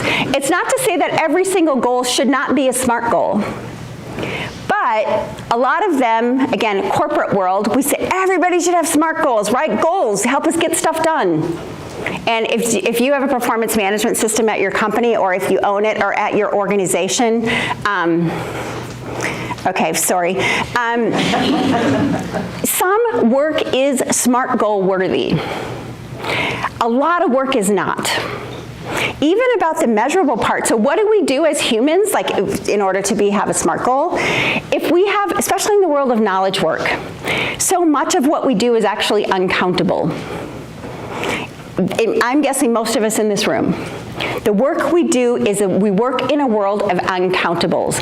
But yet somebody says we need to measure your performance and percent completion, so you should tell me what you're going to do, goal, and then I want you to, make up a percent completion so I can say if you did it or not. Now the smartest way if your company does that, by the way, or if you are in this situation, is make a really smart goal. So make sure that if you can at all, put it off until the end of the year, because then you can just use it to capture all the stuff that you did. That's the best way to do it. I owned the system for a very large organization and the approach. It's exactly what I did, even though I told everybody else to do it different. It worked brilliantly.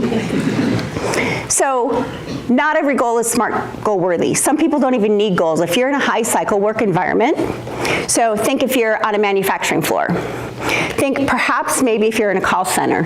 Think if you are a nurse or someone so I'm not just talking about hourly employees or non-exempt employees.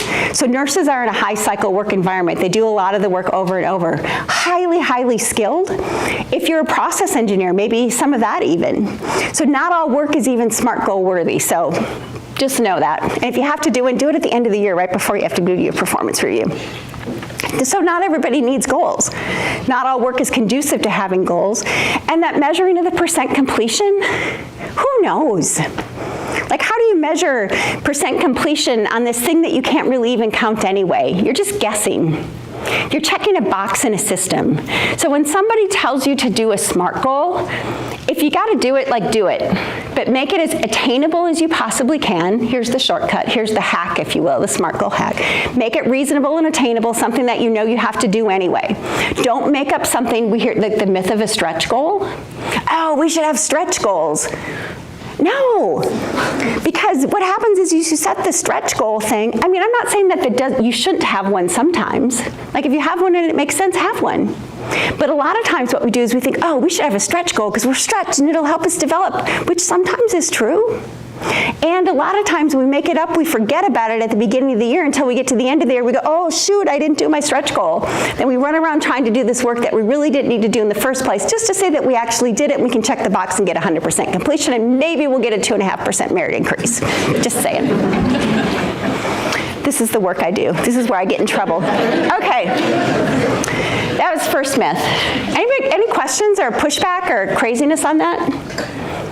You can ask questions, yeah. When you're overflowing with kind of, making goals and filling them and, if you're making them sound good and yeah. And they're all unmeasurable, how do you negotiate fair compensation? How do you know when that balance is not there? Oh, what's your name? Grace. Grace, you and I, we should talk at dinner tonight. Yeah, it's a challenge. There's a lot of things about work, and we had a great conversation about diversity and inclusion and equity. There's a lot of work to do in the world of work. It's a challenge. And there is nothing worse, so again, kind of corporate myth stuff. We say, don't talk to salary about anybody. And by the way, the laws are changing around this. Like pay transparency is because, New York, I think, is in April now, right? Have you guys read about the New York thing? So in New York, you're going to be required, just like in Colorado, I think maybe California, you have to put a salary range in your job postings, which is great. There's still some problems with that, but it's better. But it's hard. There's nothing worse than sitting next to somebody and we say, don't tell everybody how much you made, and you know that you tell people how much you make, or your best friend at work person, you do that. And it's horrible, right? It's like, wait a minute, I'm working harder than you, I have more experience, I've been with this company, you're new. How can you make more than me? It's a big problem. And goals is not a solve for that. There's an organizational kind of executive leadership decision and commitment that needs to be made by organizations that when we talk about, people say, oh, we want pay transparency. Actually, you don't. I mean, you do, but if you're an organization, that creates a whole lot of, if people only knew, if we as employees only knew probably how kind of cattywampus it was for a lot of organizations, not all, because we live in a world of ands, not ors. So it's really tricky. It's a long story and a lot of stuff that we could talk about around that, but it's hard. And we talked about proximity bias, right? With the world of work as it is and as it settles in, with some people working on-site, some off-site and on-site. We have to also ensure, and Lockheed sounds like they're doing a really good job of this, actually, is how do we acknowledge and help defray, if you will, proximity bias. Because if I see you every day versus I don't see someone every day, I'll talk a little bit about that in a minute. Yeah, it's a great question. And it's a complicated answer, and one which I think organizationally, as organizations, I hope we start to address more fully. How about feedback? Want to talk feedback? How many of you have heard this? Feedback is a gift. Anybody hear that? Feedback is a gift. We should ask for feedback. If you become a people leader, our job is to give feedback. Feedback is a gift, but it's a white elephant. It's the white elephant gift of work. Now, we live in a world of ands, not ors. Oops, there's the punchline. Nobody saw that, right? No one saw that. Sometimes we do need feedback. But feedback has got it's got a bad rap for a really good reason. This is some interesting data and research. And so this, big fancy words, right? A meta-analysis by Kluger and Danasi found that the modal impact of feedback on performance is, right? Oh, we get better. Give me some feedback. Tell me what I'm doing wrong. Make me feel like crap, and I will get better. No, you won't. Here's what we know from the research. And there's lots of papers on this, and yet, I don't know, we forgot to read them or something. But when you give me feedback, when you tell me what I'm doing wrong, and sometimes I need to hear that. Sometimes we need corrective, we need guidance. But it's different when I say, oh gosh, Andy, your communication skills aren't so good. Or somebody came into my office today and they told me what you did wrong. They looked at you, it's a true story. Somebody came into my office, she looked at me funny. These are grown-up people at work. She looked at me funny. Now I have to give you feedback on that. Or give the person who looked at you funny feedback. The problem is as humans, we do go into fight or flight mode. We get really defensive, and what happens oftentimes when we give people feedback in a conventional way that we typically train leaders and we train others, is we give them that feedback, and I go, okay, first of all, it's not my fault. Somebody told you wrong, or you just don't like me.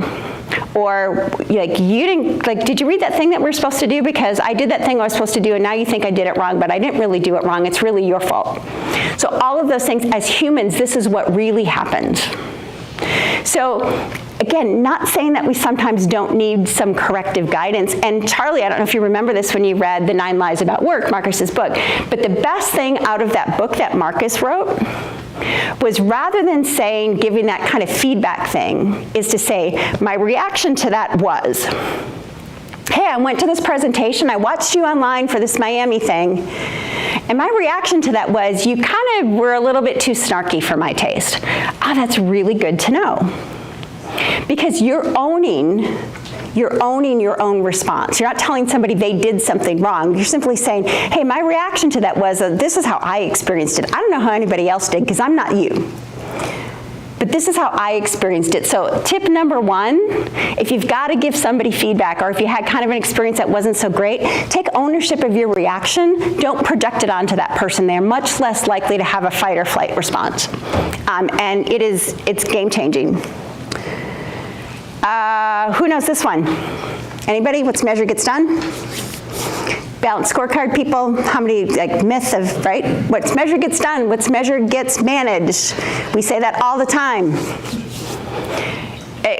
When I talk to especially HRE people about this, I say I take full responsibility as an engineer. Like, we started this myth. I'm like, what are you talking about? What's measured gets measured, you guys. It's not, measurement is awesome. It creates awareness. But when we say what's measured gets done, that's not what happens. So think about this. I'm going to give you a real life example.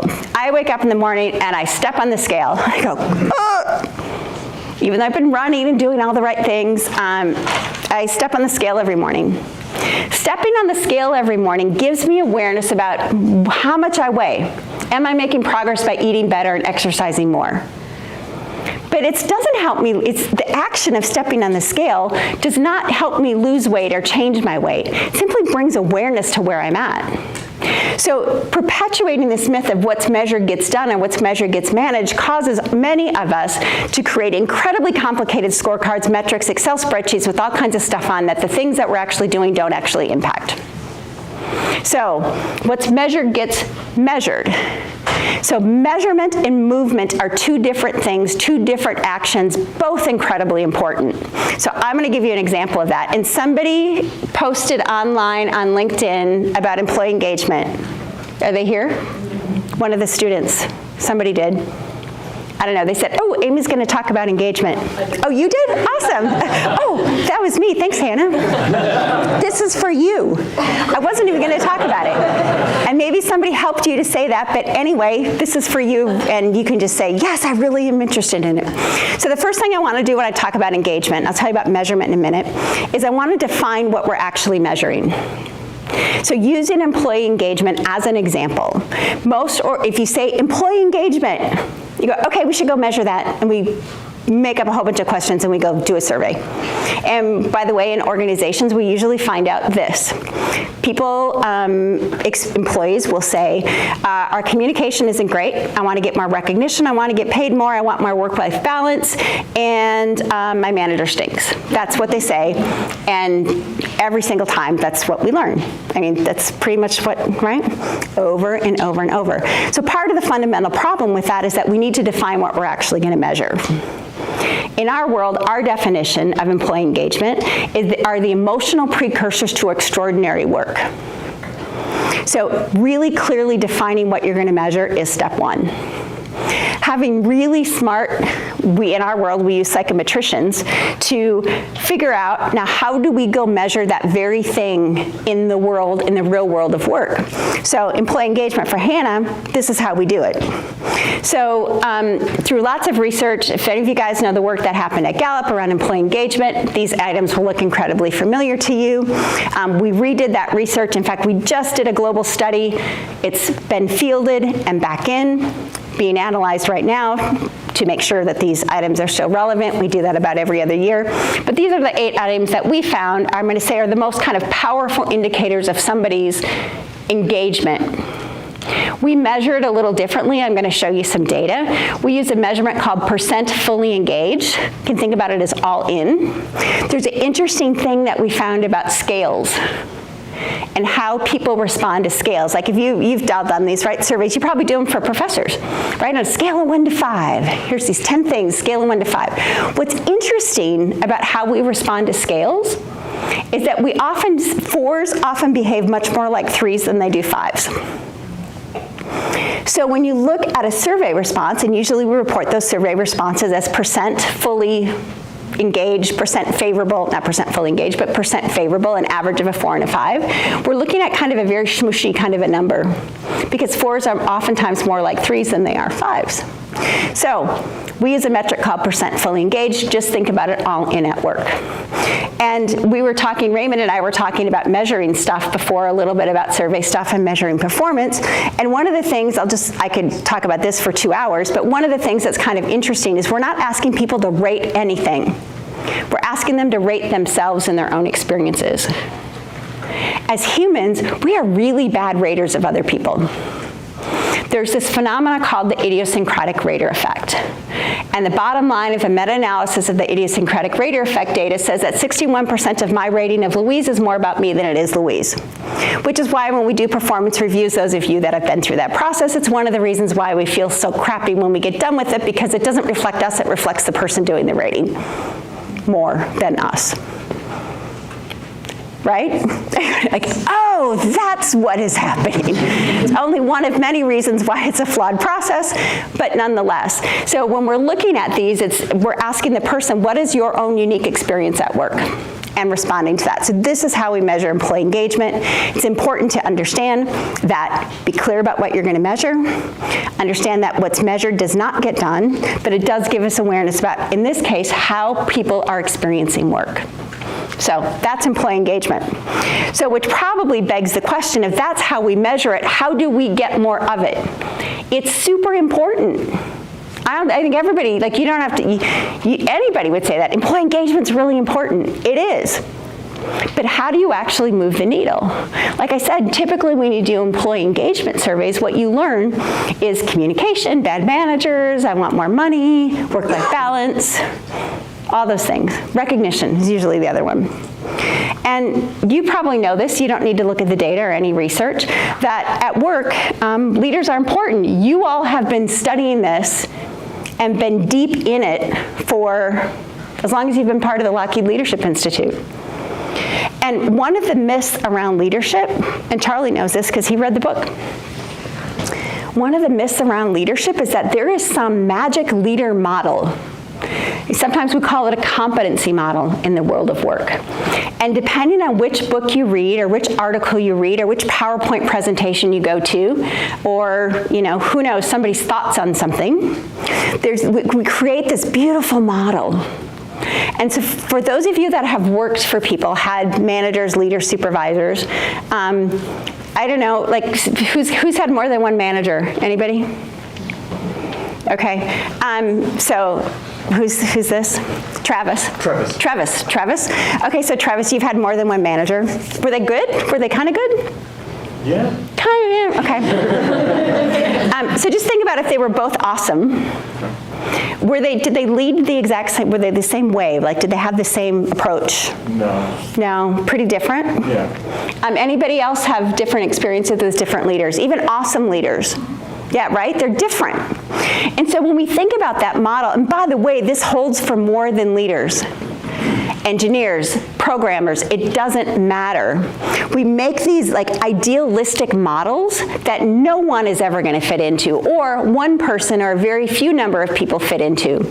The problem with this is that we are unique people. We're unique humans.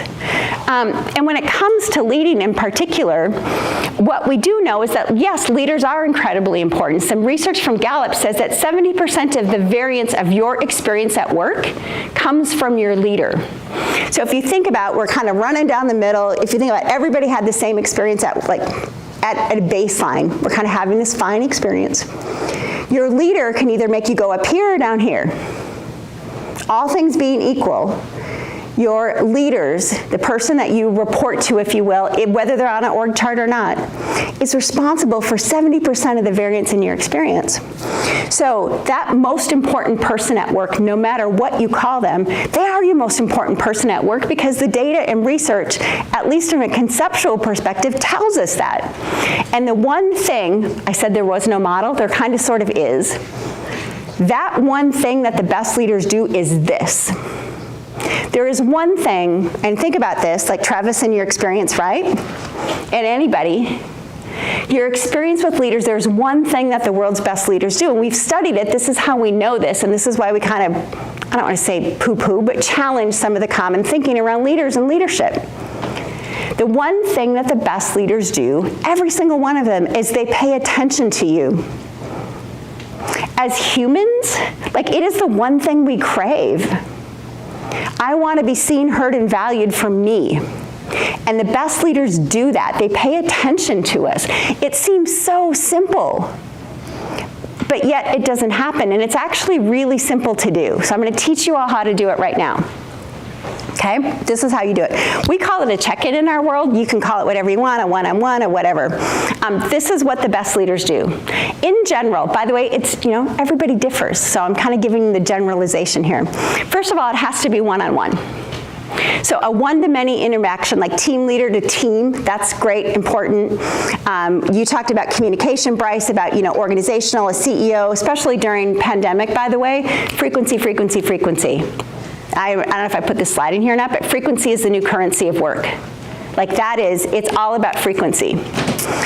And one-on-one. So one-on-one attention, like your most important person at work. A good way to kind of think about this a little differently, if you will, and like in a real world situation, is think about outside of work. You're sitting at the table with your family, group of friends perhaps, and once a year, it's that big thing, you all get together, maybe it's a bunch of alumni that you haven't seen for a couple of years, and you're sitting around the table, and one person says, I love you guys, like this is great. That's really nice. That's really nice. But when you think about what's really important, the lifespan of that is very short. Like the staying power of that, it doesn't have staying power. I mean, it is really nice. But the most powerful way to tell somebody how important they are to you is eye contact to eye contact. And it might be over me. By the way, we've learned this in our research. It doesn't have to be in person. In fact, it doesn't even have to be synchronous, which is kind of interesting. But it does need to be personal. I need to know that it's a one-on-one thing, and I need to know it's authentic. So if you tell somebody who's important to you every single week, I love you, in a really authentic, personal kind of a way, that means a lot. That's a game changer. So the same thing is true at work. Even though we talk about love at work, in our world, people kind of think we're weird sometimes when we say the L word in the context of work, but it's true. So that one-on-oneness is super important. It's got to be frequent. Our research would show that weekly is the most common magic frequency, if you will, to helping people be more all in at work. It doesn't have to be weekly, it varies of course, but that's in general. It's got to be through that strengths-based lens. We talked about feedback and the fight or flight response and just that human uckiness of, like really, did I do something wrong again? God, I can't get it right. Right? That feels really ucky, and it takes us a long time to recover oftentimes from that uckiness. So when we see each other through a strengths-based lens, in other words, first and foremost, I see you for the best of you.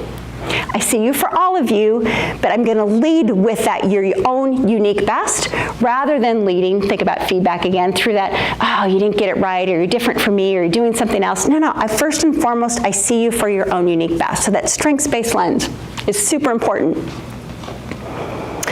Connection, it's got to be some sort of a connection. And the topic is actually near-term future work. So we talked about goals and SMART goals. Fine, we have big chunks of work. Some people do, some people don't. Fine. But what I really want to know, and this is what it sounds like, this is what you do at least once a week with the really important people in your life. Whether that be a team member, you can do it with a leader, you could do it with a friend, you could do it if you have children, by the way. It is a wonderful thing to do at a family dinner once a week. It sounds like this. What are your priorities? How can I help? How are you feeling? That's it. Like, what's the most important work in the context of work that you need to get done this week, and are you doing okay? There, now you all know how to do it. Once a week, important people in your world, you can do it up, down, across. In the context of work, we guide team leaders to be the ones to kind of instigate that. But by the way, if you have a leader and they're not doing it, there's no reason why you can't do it. I don't know how we're doing for time. I hope somebody's paying attention. Here's why we know that this is so important. So here's some data. This is during the pandemic. At the height of so this is October of 2020. So you can see on the bottom. This happens to be a healthcare organization. And every kind of, so acute care facility network of, happens to be an academic healthcare facility in the West Coast. I can't tell you who they are, but you would know them if I told you. I won't tell you anyway, because they could ask me later, but I'm not going to do that. The metric on the left-hand side of this chart is that all in, that we call it a percent fully engaged. In the US, just to give you some context, 19% of working adults, this is a year and a half ago, 19% of working adults in the US between the ages of 18 and 55 are fully engaged, all in, for all intents and purposes, 5 out of 5 on those 8 items. What you're looking at on the bottom is how much attention they got from their most important person at work. We measure that with our software, by the way, which is kind of cool, because it gives us the ability to do this data. We measure engagement quarterly, and every week we ask people, did your team leader connect with you about your most important work? So that data frequently gives us this kind of information. This is how we know. So in this particular healthcare organization, clinical and non-clinical folks, people who got no attention from their team leader over the course of 12 weeks said 20% of them were all in at work. 20%, which is a little bit above the national average in the US, which we see all the time. Like clients tend to have, and organizations we work with, just overall tend to have higher engagement than we see in a national average. Those who got attention about once a month, 22% of them all in at work. I mean, if you think, so again, think about this. You can think about it in the context of school or home or work. What does it look like for you to be all in? Like, what does that feel like? It's 5 out of 5. People who got attention every other week, healthcare pandemic, just keep that in mind, 32% of them fully engaged. That's kind of cool. Like, that's a big jump. If any of you who have had kind of worked in the real world and you think about employee engagement and increases, and do you see increases or not? In my world, when I worked for companies and other organizations and I kind of owned part of that employee engagement stuff, if we got like a 2 or 3 percentage point increase, and we did it year over year, like 2 or 3 percentage point increase, seriously, cupcakes, balloons, look what HR did, we were awesome. If it went down, it was not our fault. But if it went up, we got all the credit, or took all the credit anyway. We didn't get the credit, we just took it. So that's a pretty substantial jump. And this is what we found when employees at this particular organization got attention every single week, high attention once a week. It's 130% relative improvement. 130% relative improvement during the pandemic. And we saw the same pattern. Actually, it was when we looked just at clinical, so folks who are patient-facing, respiratory therapists, physicians, nurses, super interesting. We actually found a little bit bigger difference between the moderate and high attention because they don't often get much attention at all. And so giving them any attention, quite frankly, is a good thing, but when you give them like lots of attention, oh my gosh, it's a game changer. So when we see this pattern over and over and over again, not just in healthcare, but in manufacturing and technology and financial services, professional services, you name it, we see it everywhere. Pandemic or not, disruption or not, this same pattern exists. And one of the coolest things, do we have math people? We have math people. Well, you started in math. This is such an interesting relationship because, okay, so when we're looking at 2 pieces of data and we're smushing 2 pieces, we're looking at them, together. We go, oh, what impacts what, or what has a relationship with what? What's the first thing we do in Excel? Linear regression, right? We do a linear regression. This is not linear Excel people. Like, this has got a slightly exponential-ish shape to it, which means that attention, the power of attention, it's not a little bit more attention gives us a little bit more. A little more attention gives us a little more all-innedness. A little more than that gives us even more all-innedness, and a lot more attention gives us all-innedness like you wouldn't believe. And it's sustainable, and it happens really quickly. It's a light switch. Engagement is like a light switch. Attention. So when you give people high attention, positive attention mostly, but yeah, sometimes we get feedback, the light switch goes on. It's like, I'm all in at work, and when you stop giving attention, it goes off. So what's measured gets measured, and this is how you get it done. This is how you get activity around engagement. And this is important. I'm not going to talk about career paths, although I will just tell you that something to think about around career path stuff is that career growth and salary growth are two very different things. We smush them together, and then we get all wigged out because somebody says, oh, you take a lateral move, and I'm like, but I wanted more money. Like, we need to separate those two things. Just saying. That's, my goodness. Okay, every employee needs to be collaborative. This is an adapted quote from one of the best leaders that I've ever had the opportunity to be connected with, work with. So absolutely thrilled and honored to be able to call him a colleague and friend, and certainly mentor. What Marcus said is that human uniqueness is not a bug.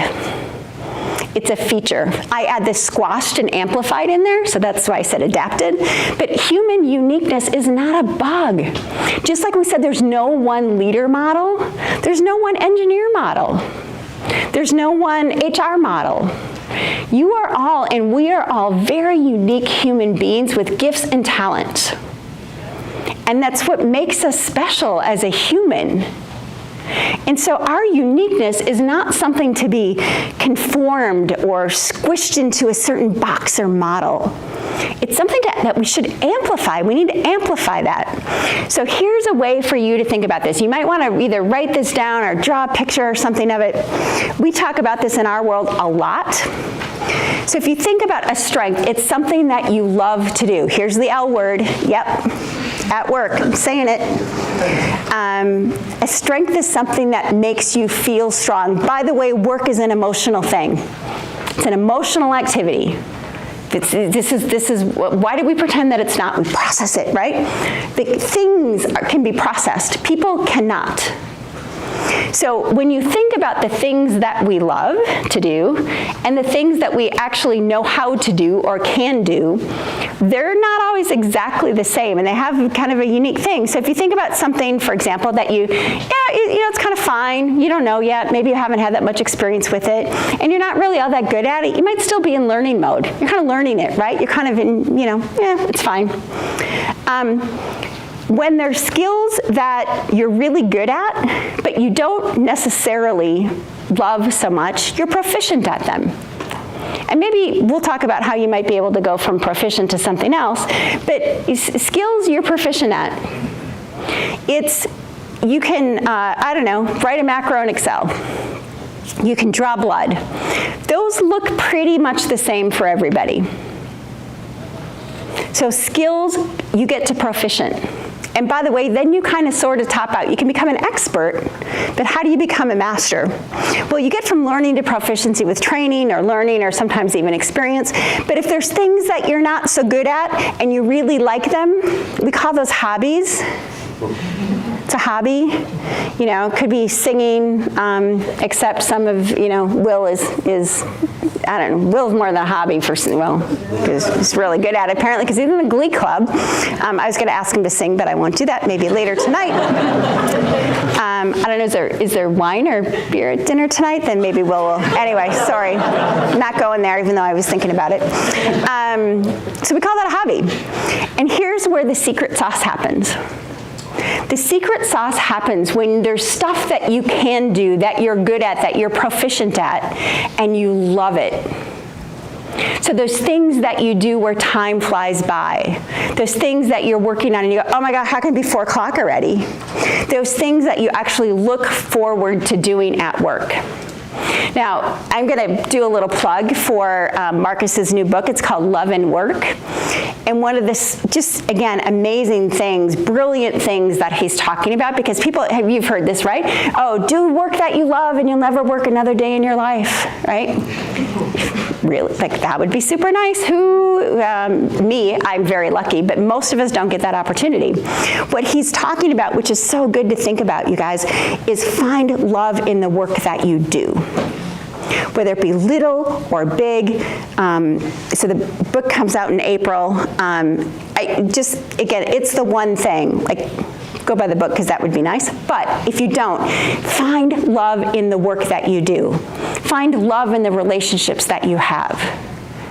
Don't think that it's all going to be cupcakes and sprinkles, but search for that. Pay attention to how you're feeling when you work. So how do you get from proficiency to extraordinary? It's strengths. Pay attention to how you feel about work. Those things that you go, oh, that is so cool. Try to figure out how you go do more of those. And if you can't relish them. Cherish those things that you actually do find joy and love in doing. And that's where your secret sauce is. That's where your extraordinary work is. That's where your unique, optimal contribution is to an organization, to a relationship, to a family, to a university, to a major comes from. It's in that top right-hand box. So it's kind of the core of what we do, is how can we help people pay a little bit more attention to how they feel about work and help them do more of it. This is why we know this, by the way. We actually asked people, did that thing that you worked on help make you feel weak? In other words, it kind of drained me. Did you love it? Or whatever in between. This is what we know. People who spend most of their time, or at least time doing important stuff or things that they spend a lot of time on, that say they strengthen them, they're 3.3 times more likely to be fully engaged. So it's not just common sense, which it is, but we also see it in the data. Okay, so I'm going to leave you with a couple think-abouts. And this is just like, if somebody would have told me these things 2 years ago, I would have been so much smarter, as well as today. I was telling, I don't know, I think I was telling Catherine or Audrey or somebody, like, or maybe it was Raymond, I don't know, that, gosh, I don't know, it took me a long, I'm 58, so I don't know, I started in the work world when I was 23 or 24. It's a long time to figure this stuff out. Like, it took me a long time. So I'm just going to kind of lay it out, things that I think are helpful, and maybe when we do the panel, those of you that are going to participate in the panel, if you've got to think about, please note that, because I'd love for you to share it. So first of all, keep an experimental mindset. Experiment. By the way, if you call something an experiment and it doesn't go well, oh, it's awesome, because it was just an experiment. And if it goes well, look how smart you are. But keeping an experimental mindset helps you try things and iterate on things. It gives you space and grace to be able to do that. There's almost always more than one right answer. You take a test and you know how it goes, right? Maybe you get 80% of the problem right if you were in Mike Wallner's heat transfer class. Anybody? Mike Wallner, heat transfer? It's awesome. My favorite professor here. Him and Chris Peterson. But there's almost more than one right answer. We're so used to, in school, seeing you got this % right and this % wrong. That's not how the real world of work works. It doesn't work that way. It's not that clear. There's usually all kinds of right answers, and the good news is you only have to pick one of them. You only need one. There's lots of them. Might not be the one, somebody might pick a different one than you. That's okay. But there's lots of right answers. There's almost never just one way to do things. Pay attention to how you're feeling about work. And if you can start to weave your world of work into a little bit more of a sweet spot, that is amazing. And by the way, share that with people who you work for and work with. Like, don't assume that they know, because actually they don't. You're the only one who can tell you how you feel. No one else can do that. So when you find something that makes you feel great, and by the way, you can say it like this, actually the place where I do my own unique best work, where I make the greatest contribution, is XYZ. Don't be afraid to share that. I make my greatest contribution to this organization here. Is there a way that I can do more of that? So you're not saying like, oh, I'd love to do this. It's not fluffy. It's, no, I want to add more value to the organization. I can do it here by doing this work. This is where I feel like I'm at my strongest. Frequency is the new currency. Like, work happens like this, the world is happening like this. If your processes around people or anything else aren't going at the same speed that work is, we're missing huge opportunities. Skills get you to proficiency, but your real value comes from working in your area where we call it strong, call it your unique genius. It doesn't matter, but find that thing and do more of it. And then the last thing is this.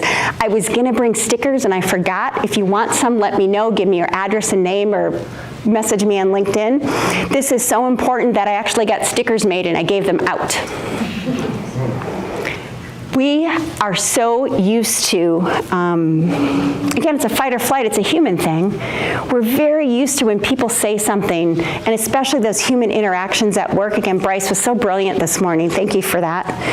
We're so used to assuming people have ill intent. They're trying to get me. Like, they want that job more than I do. Why are they being so mean? Our brain naturally goes to this place of not so good intent. And if there's something, and I have stickers, the reason I did this is I had Post-it notes on my computer, on my laptop, that said assume positive intent. In fact, I have stickers on there, my laptop that's here. Because it was like such a thing for me. Like, I had to change my mindset, and that's the hardest thing to change and learn is your mindset. So I actually had stickers made and then I share them. Because if you assume positive intent first and foremost, your world changes. And yeah, everybody doesn't have positive intent, but it's so much nicer to be here. It's so much more pleasant. It's so much more, I don't know, loving and human to start here, that it's a game changer.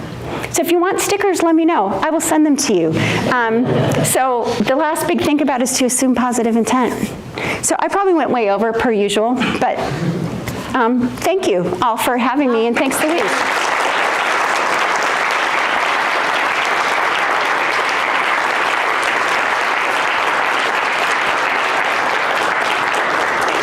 Super fun. We're going to do panel too in a little bit, so. So I think you can understand why I was so excited when I got to meet Amy, and I wanted to share her with all of you that I feel close to and am friends with. So thank you very much. And we're going to get, Amy has agreed to kind of facilitate some discussion. And just to tell you what the alums of the Leadership Institute are like, when we found out, that Jeff's mother was so ill, and this was like a day and a half ago, and we were going to change up the whole schedule, I sent out an email to some of the alums, and I said, hey, I haven't changed a bit. Can you do me a favor? I didn't say assignment, but I did say favor. And I said, would you be on a panel? And I mean, just like immediately, and all these people are like working real jobs, getting paid more than I am, you know what I mean, kind of stuff. And boom, boom, boom. Yeah, sure, happy to. So we're going to take a really short, bathroom break and come back in about 10 minutes. So, maybe 8 till. And I'm going to ask some of the alums to come up, and we'll just sit, and maybe we can have a conversation about some of the things we've been talking about all day. And if any of the other alums are like, hey, why not me? Come on up. It's okay. So let's take a quick break, and then we'll come back in 10 minutes, okay?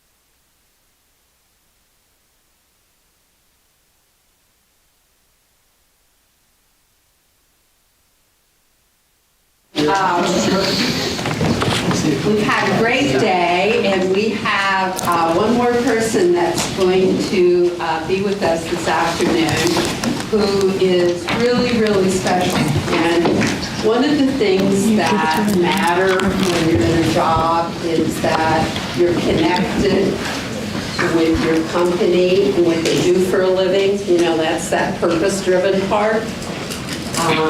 And you work with people that are interesting and fun, and you learn from each other. And one thing that matters also is who your boss is.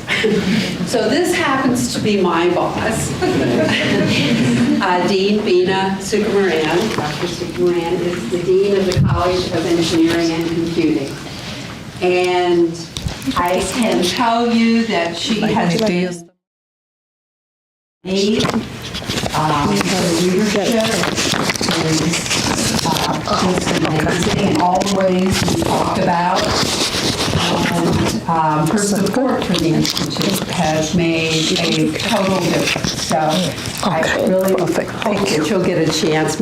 Most of you have met her, but this way might be a time where you face-to-face get to hear from our team. Yes, and before I get started, I did want to call a friend that I just met yesterday, Steve. Steve wanted to say a few words. Okay. So I'm yielding my floor to him for a few minutes. And would you like the mic?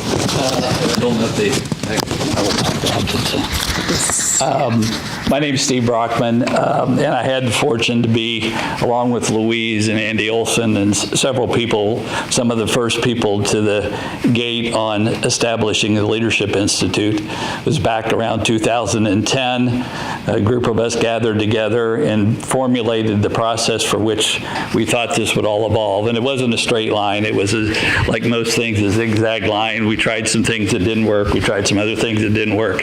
But a lot of things did work, and in the end, we had the Leadership Institute. But along the way of that 12 years, we had what I would call a lot of really solid blocks that allowed this thing to be strong. We had great students. We had great cohort classes. We had great support from industry leaders. We had great support from alumni. And this all piled up over the 12 years, and we had what I would call a huge stack of bricks that were very strong and very meaningful to this program. But the thing that a pile of bricks needs is glue. It needs cement, and it needs a person that can put the cement between the bricks. And I'm going to play a little game with you, and I hope this all works out, because I only have 2 minutes. But I'd like for you to all think about who is the person that provided the glue that made all the bricks strong. And just raise your hand when you have your answer, but don't yell it out yet. Okay, I'll just point to anyone here. Who do you think it is? Louise Mormon. Okay, everybody that didn't have Louise Mormon in their hand up, would they please lower it? Okay, I hope that would be the answer, and I hope that we would get that outcome. But I think we would be amiss after 12 years at least and 10 cohorts to not do a specific and very generous thanking of Louise for what she's done for this program.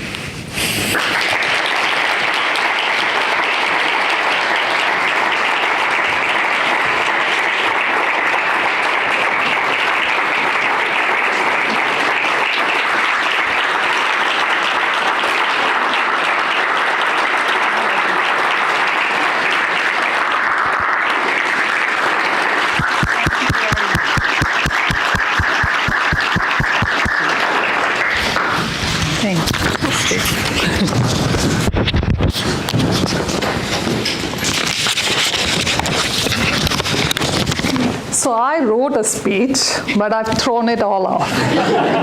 Okay, so first of all, of course, thank you to Louise, Fab, both of you, all the work that went into just this. I know how much you have been working on for And it's just been such a pleasure just to be here in person and to enjoy it. So thank you for everything that you've done. And I know and I have had the pleasure of, I think, meeting most of the cohorts online. And the first class that I went into last year amidst the pandemic was a Lockheed Martin Leadership Institute class. And as a result of that, they gave me a reading assignment, or at least I took it as a reading assignment that I took away, and it was on invisible women. You remember? That was the discussion that was happening in the classroom at that time. And I mean, I read that book, and I learned, and today I learned a lot from Amy and Bryce. Both your talks were just awesome. And I've had the pleasure of meeting you last year.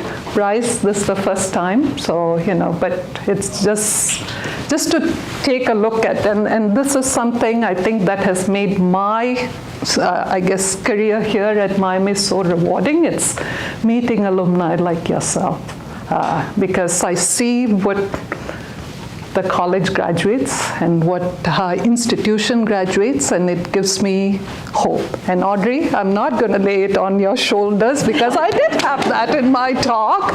I did say, they have to deal with climate change and the pandemic and a war and all those other things that we are throwing at them, but no more of that. So we're not laying it on their shoulder. But you are, what you get out of the Leadership Institute is, I don't think it can be quantified. And, so it's not easy to quantify what you get, but you see it. You see the impact of it. I've seen the impact as I've met each one of you, over the years. And your mom is very proud of you. She actually came to that bulletin board and she said, oh, I need to find his picture up there. So that's, but this wouldn't have been possible without Lockheed Martin. And Ken, I'm very grateful that you're here today representing the organization. I'm sad that Jeff is not here. Jeff is someone I've gotten to know quite well now over the year and a half. But Ken, I'm very glad that you're here and that you're sponsoring our dinner tonight, and you continue to give.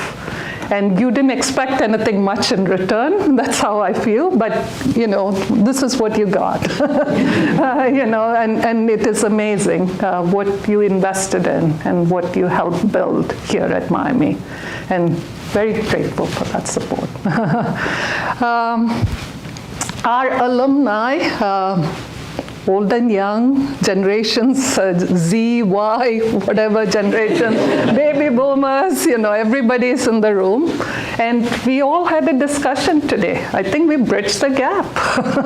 We had discussions around reimagining collaboration, right? And everybody contributed, whatever your generation might be. You all contributed. We had such a rich discussion, and we're better off as a result of it. Just to give you, for those of you who are visiting us, who haven't come back in a while, some of the things that we are thinking of in the college is similar to what you're doing.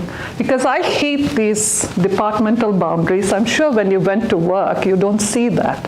But in academia, we had rigid departmental boundaries and rigid programs that don't talk to each other. So we're looking at cross-disciplinary programs. So the robotics engineering is a classic example. It actually draws from expertise from all our engineering disciplines, but also non-engineering disciplines. So that is something that we're working on. Cybersecurity, still in the works. Hopefully soon we'll have that in the books. We have a lot of interest from our students. In fact, they formed a cybersecurity club. There's 100 of them already in the club. And they invite speakers and they bring people on campus. So I think some of it is driven by our students, but it's also us looking at what does industry need from us. right? So the other one is an MS in clinical engineering. I saw the bioengineering folks people in here. So this is to train engineers to serve in hospital settings, but also how do you get a biomedical device through the approval process, a clinical regulatory approval process, right? So that is something hopefully we'll have on the books soon as well. It's going through the state approval process. What else can I say about the college? So these are some of the things that we're thinking of. The other thing is we are also looking at how do we integrate entrepreneurship all through, right? We have a great program. We're here in the Farmer School. And what I've noticed in meeting lots of alumni is they like to start their own companies. So how do we give them the skills, right? And the resources to succeed when they go out there. We have a current student who has a company already, and he's raising money out there in Silicon Valley. I actually connected him with one of our alumni who's mentoring him on how to reach out to VCs and get funding.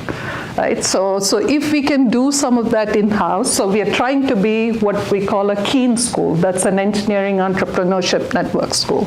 So that is something that we're working on as well. So with that, thank you, Louise. Thank you for having me. I actually do go to her for leadership counseling.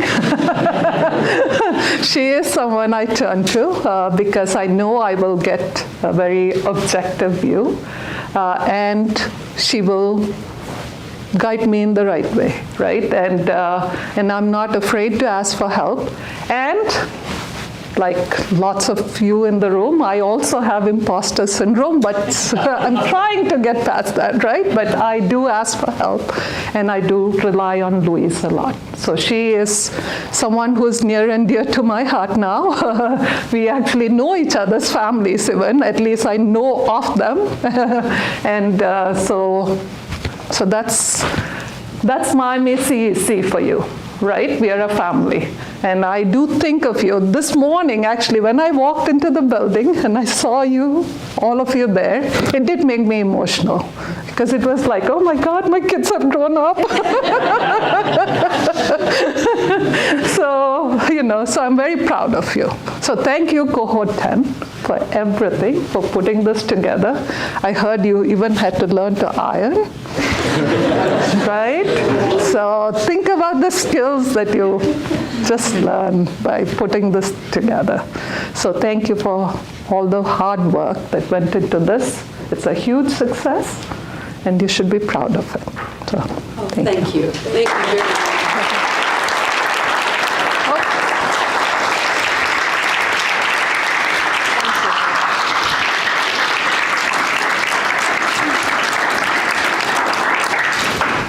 So Dina is very humble, but really amazing things are happening in the college. So for all of you that are alums, and I don't want to scare the seniors, but you're going to be alums pretty soon. That's always a little frightening sometimes when I say that out loud. But there are really wonderful things going on. And we look forward to having our reunion dinner tonight at 6 o'clock at Houston Woods. And you're all obviously invited. And I also want to thank Karen Moss for the years of all that she has done with us.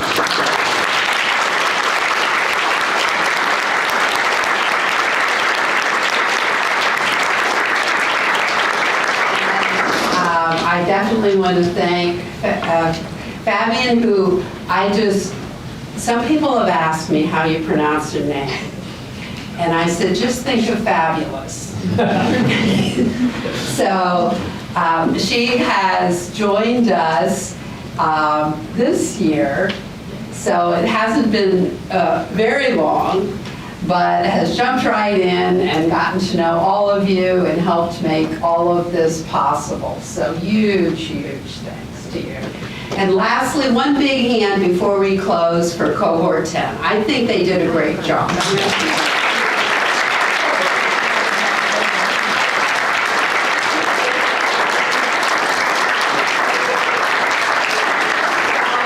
You have an afternoon to go to the places you remember when you were in college.